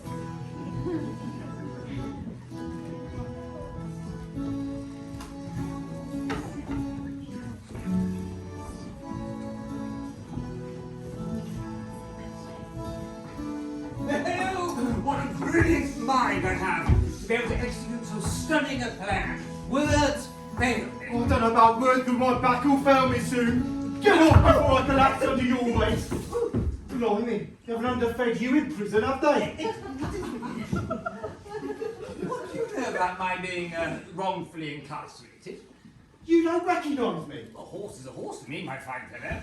That is absolutely typical. Us workers do all the hard work and you don't even know who we are. Oh, my goodness.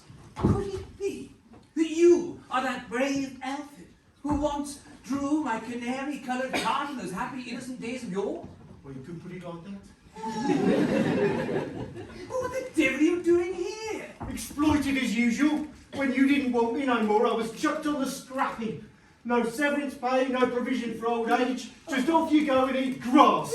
I thought you liked grass, eh? Things are going to job with that barge lady. Nice work, steady work. Things are looking up, I think to myself. Then what happens? You comes along and whips me away without a by your leave and wears my future up the spout again. Well, I simply had no idea. You must come back with me to Toad Hall, eh?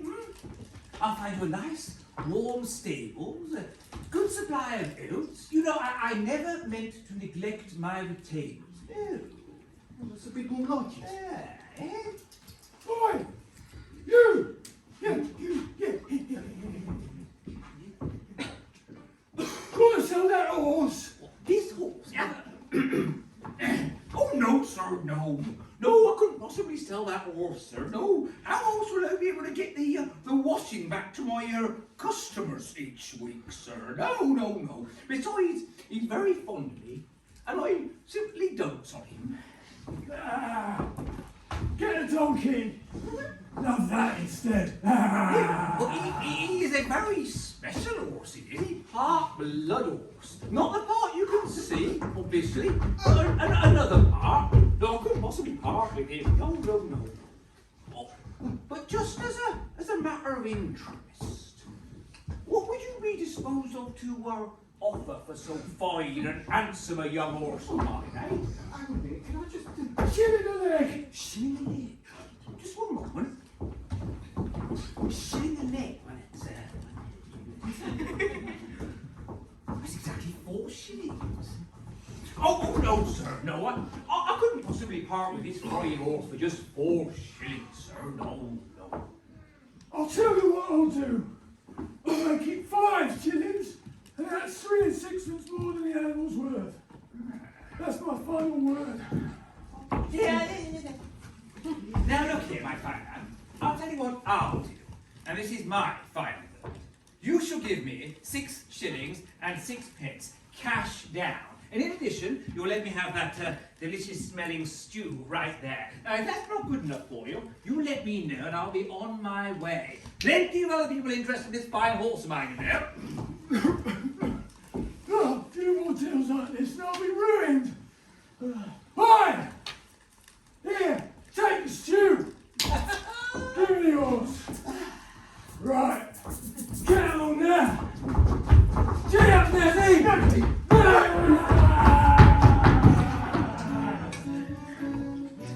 Oh, how clever am I. There cannot be another animal in all the entire world quite so clever as I am. My enemies threw me in prison, but I walk right out through them. They pursue me. But I click my fingers and disappear into space. Then I am, admittedly, thrown off a barge by a woman fat of body and evil of mind. But what of that? I seize her horse and ride off in triumph and then sell it for a pocket full of money and a very fine breakfast. Yes, I am too. The handsome, the popular, the successful Toad.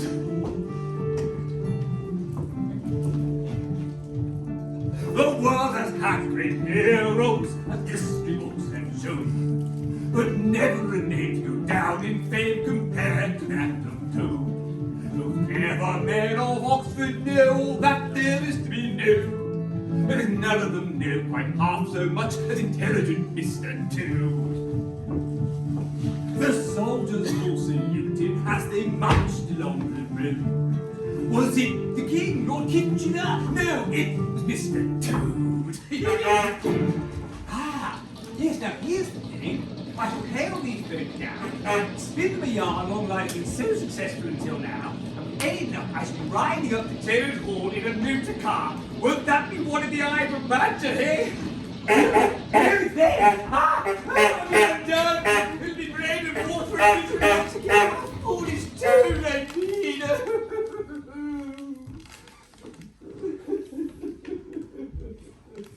Now this is sad. It's an old lady, a washerwoman, I think. She fainted in the road. Let us lift her into the car, dearest. Really?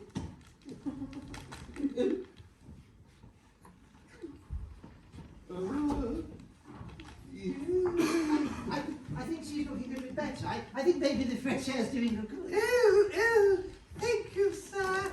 I'm feeling greatly improved, sir. Oh, now keep quite still and don't try to talk.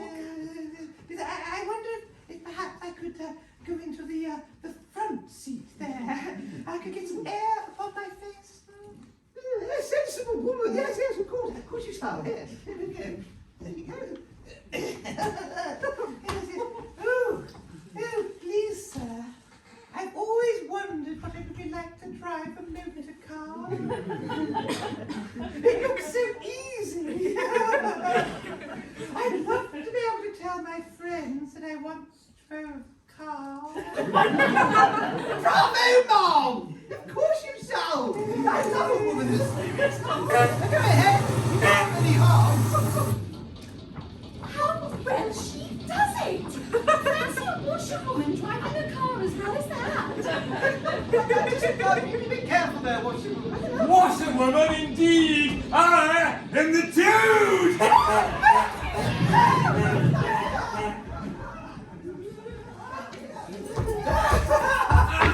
Toad again! I always come out on top!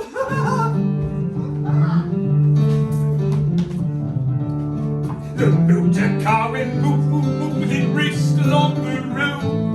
Who was it steered into a pond? Incredible Mr. Toad! How low! Little ass, a conceited ass, swaggering again! Oh my! Oh my!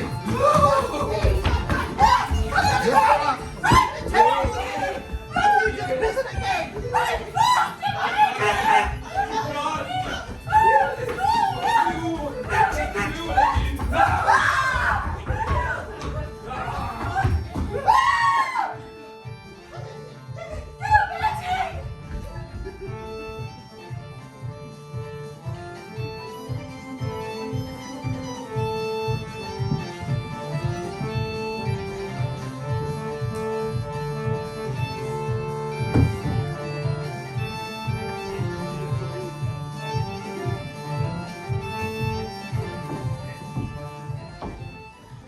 In short, Ratty, I have done such things since I saw you last as you cannot think. Yes, got thrown in prison, broke out of that course, stole a horse, sold it for lots of money, humbugged everybody, made them do exactly what I wanted. Yes, I am a very smart toad and no mistake.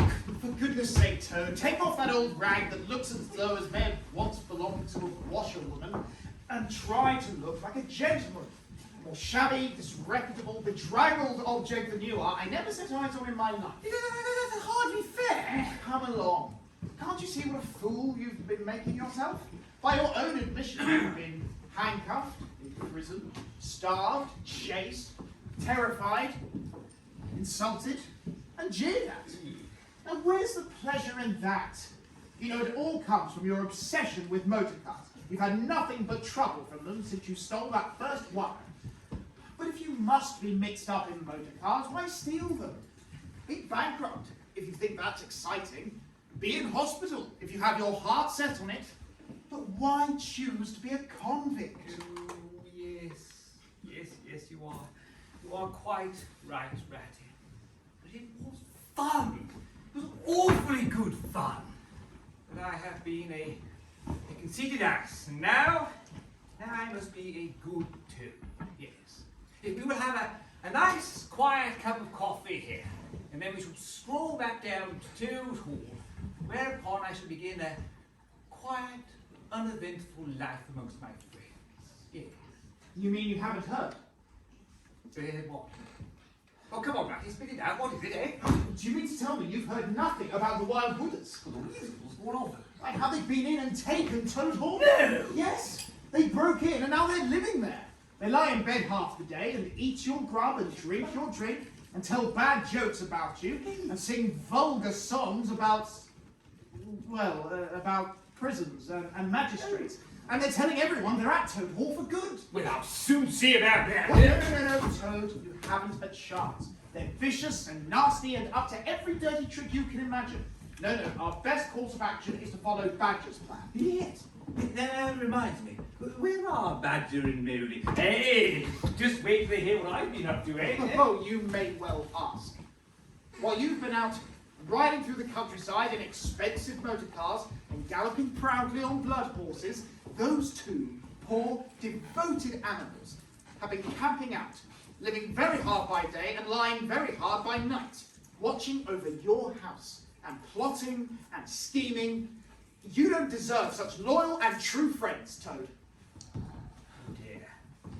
I have been a real beast, haven't I? Shall I go and find them? Well, I think I can hear them coming now.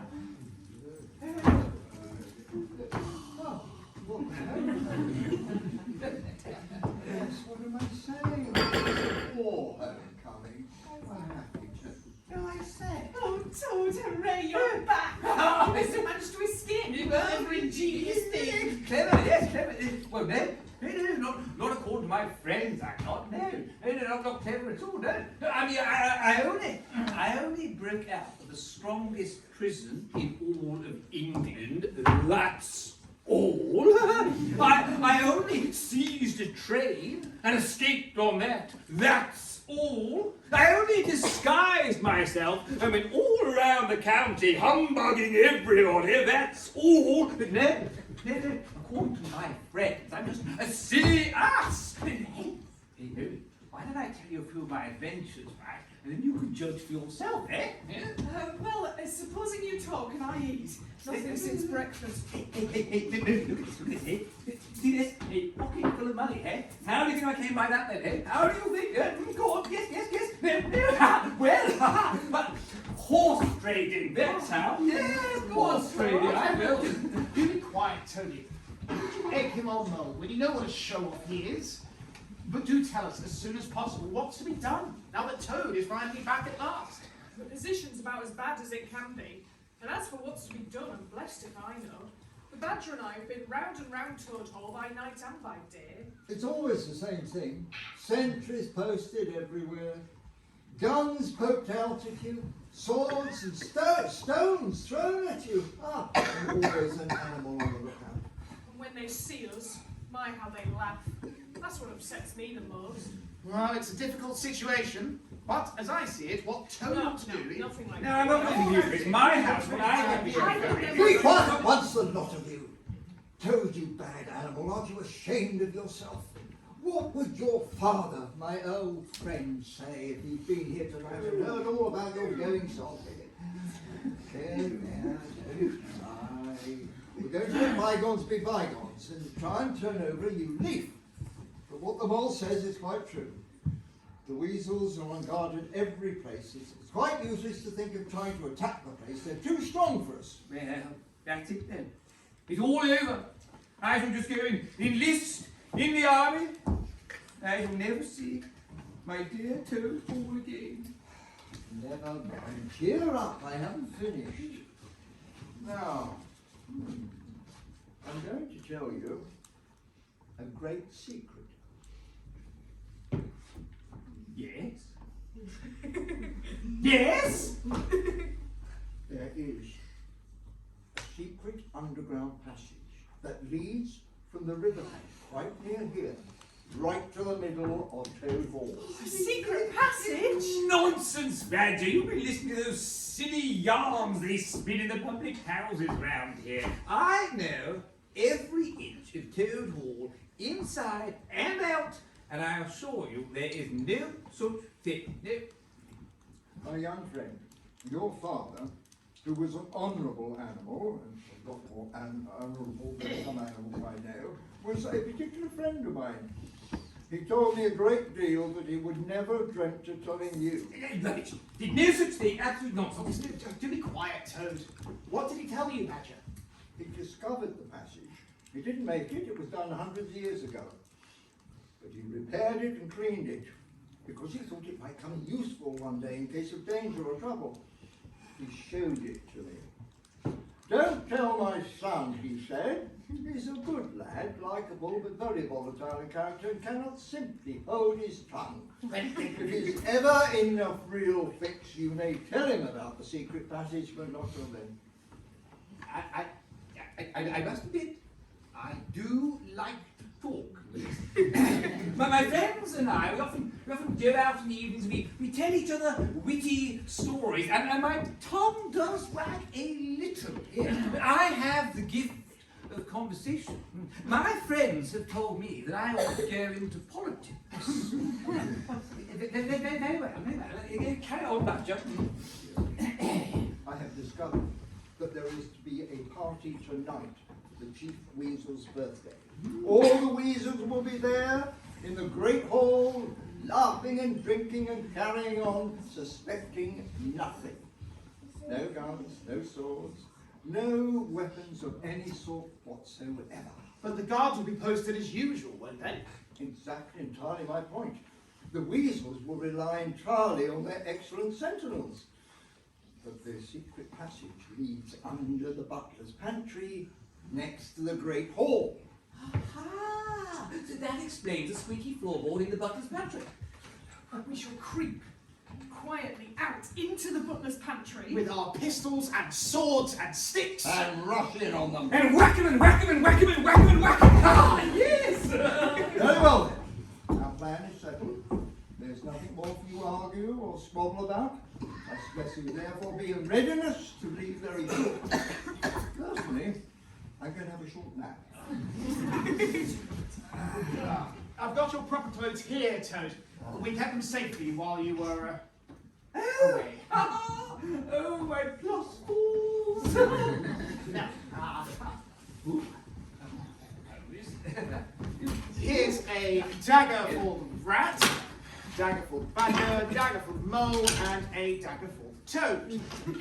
Here's a pistol for the rat, pistol for the mole, pistol for the badger, and I'd best not give Toad a pistol. Here's a belt for the rat, belt for the mole, belt for the badger, belt for the toad. Handcuffs for the rat, handcuffs for the mole. All very well. Just let us get past those guards and we'll clear the whole lot of them from the great hall in 5 minutes. Well, it's just as well to be on the safe side, though. We won't don't need a thermos flask, it's only a 10-minute journey.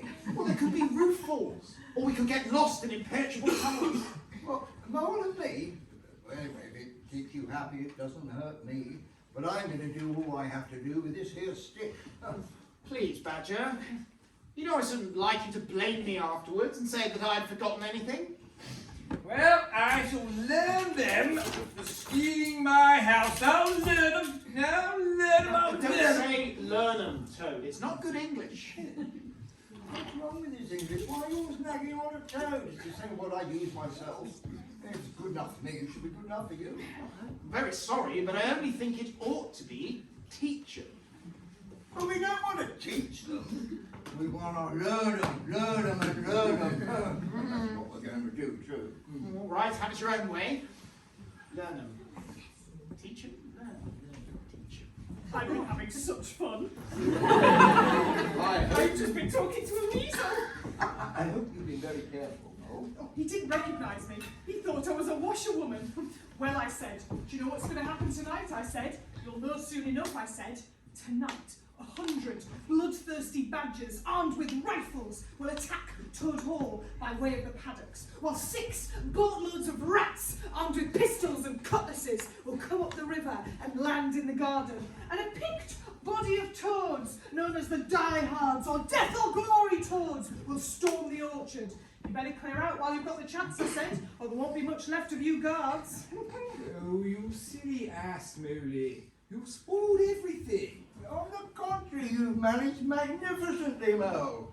The guards will be in such a panic, they'll either be watching the boundaries like hawks, or more than likely they will run back to the wildwood where they belong. Either way, you've made our task much easier. Well done, Mole. I still think it's a silly idea. If it been me, then I would have... Now, follow me to the secret passage. Mole first, because I'm pleased with him. And then Rat. And Mole at last. And look here, Mole, no chattering on as usual, or you'll be sent back to shoreless fate. Right. Everyone ready? Forward to Free Toad Hall.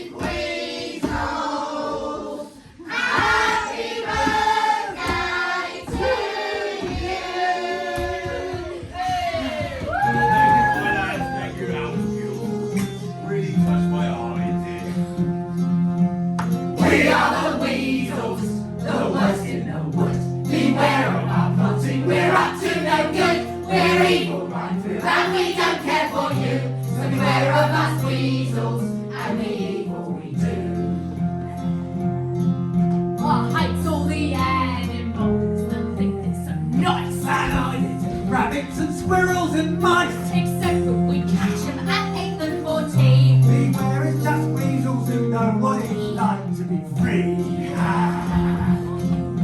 Our mission in life is to chase, to maim, and to kill. Whatever we catch, we slaughter and will. But the ones that we hate more than anyone else are Toad, Rat, and Badger. And Molly! Yes, Molly as well. I'll tell you Rat and Badger. And Molly, Yes, Molly as well!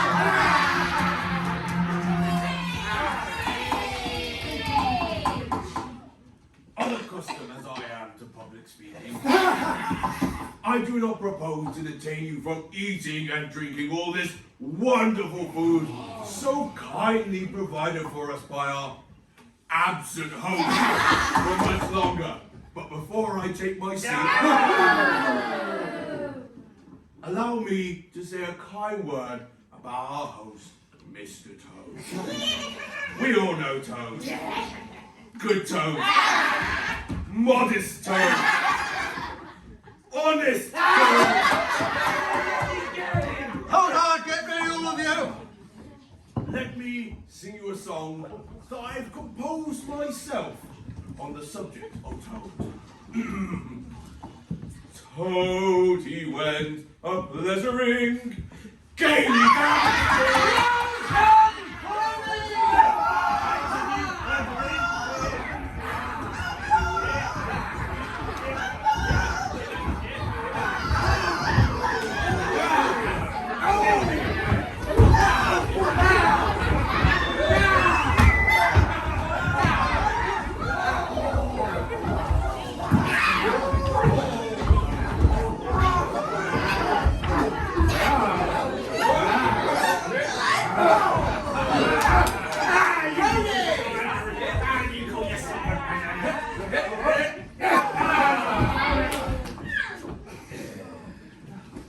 Now then. You cut along and tell all the wildwooders to stay away from here from now on. We don't want any more trouble or disturbance now that things are as they should be. Understand? Yes, sir. Of course, sir. Anything you want, sir. Yeah.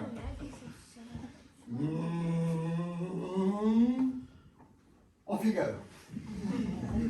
And tell all the villa bankers while you're about it to get up here straight away for a party to celebrate. Off you go. Right, you fellas, let's get cleared up and we'll soon be ready to receive our guests. Friends, I am overjoyed to see you all here this evening. I have, as you know, had a most exciting and fulfilling time since you saw me last. In a minute, I will be delighted to tell you all about the present-day prison system and my wide experiences of horse trading. Oh, hard Toad, no speeches, thank you.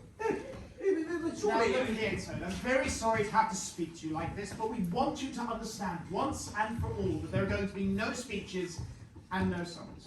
We're not arguing with you, we're just telling you. Not even a little one? No, not one little one. It's no good, Toad.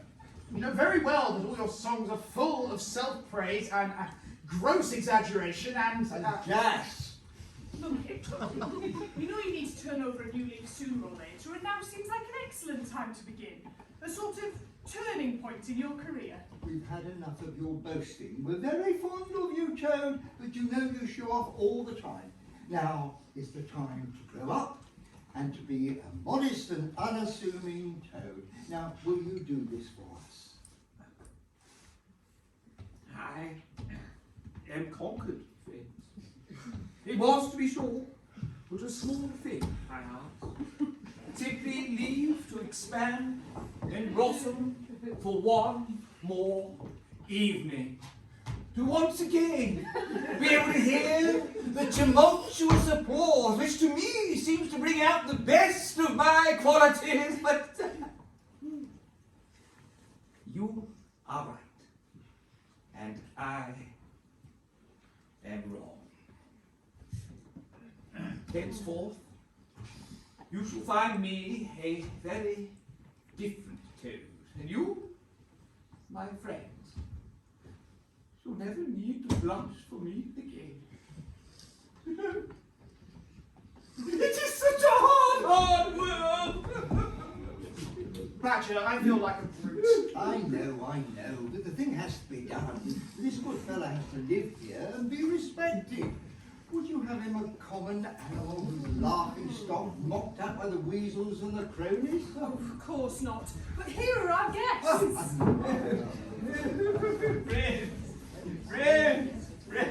Friends, I am delighted to see you all here this evening. We are in Gill Hall, not to any effort but because of my loyal and staunch friends. Badger here, who masterminded our plan. And Merlin, and Ratty here, who bore the brunt of the fighting. I merely served in the ranks and did little or nothing Surely at the not. moment. Now, I have promised my friends that I will turn over a new leaf and behave in a way that better befits a gentleman landowner. But before my reform begins, as indeed it must, I would ask you all to listen one last time to a song. To Toad's last hit song.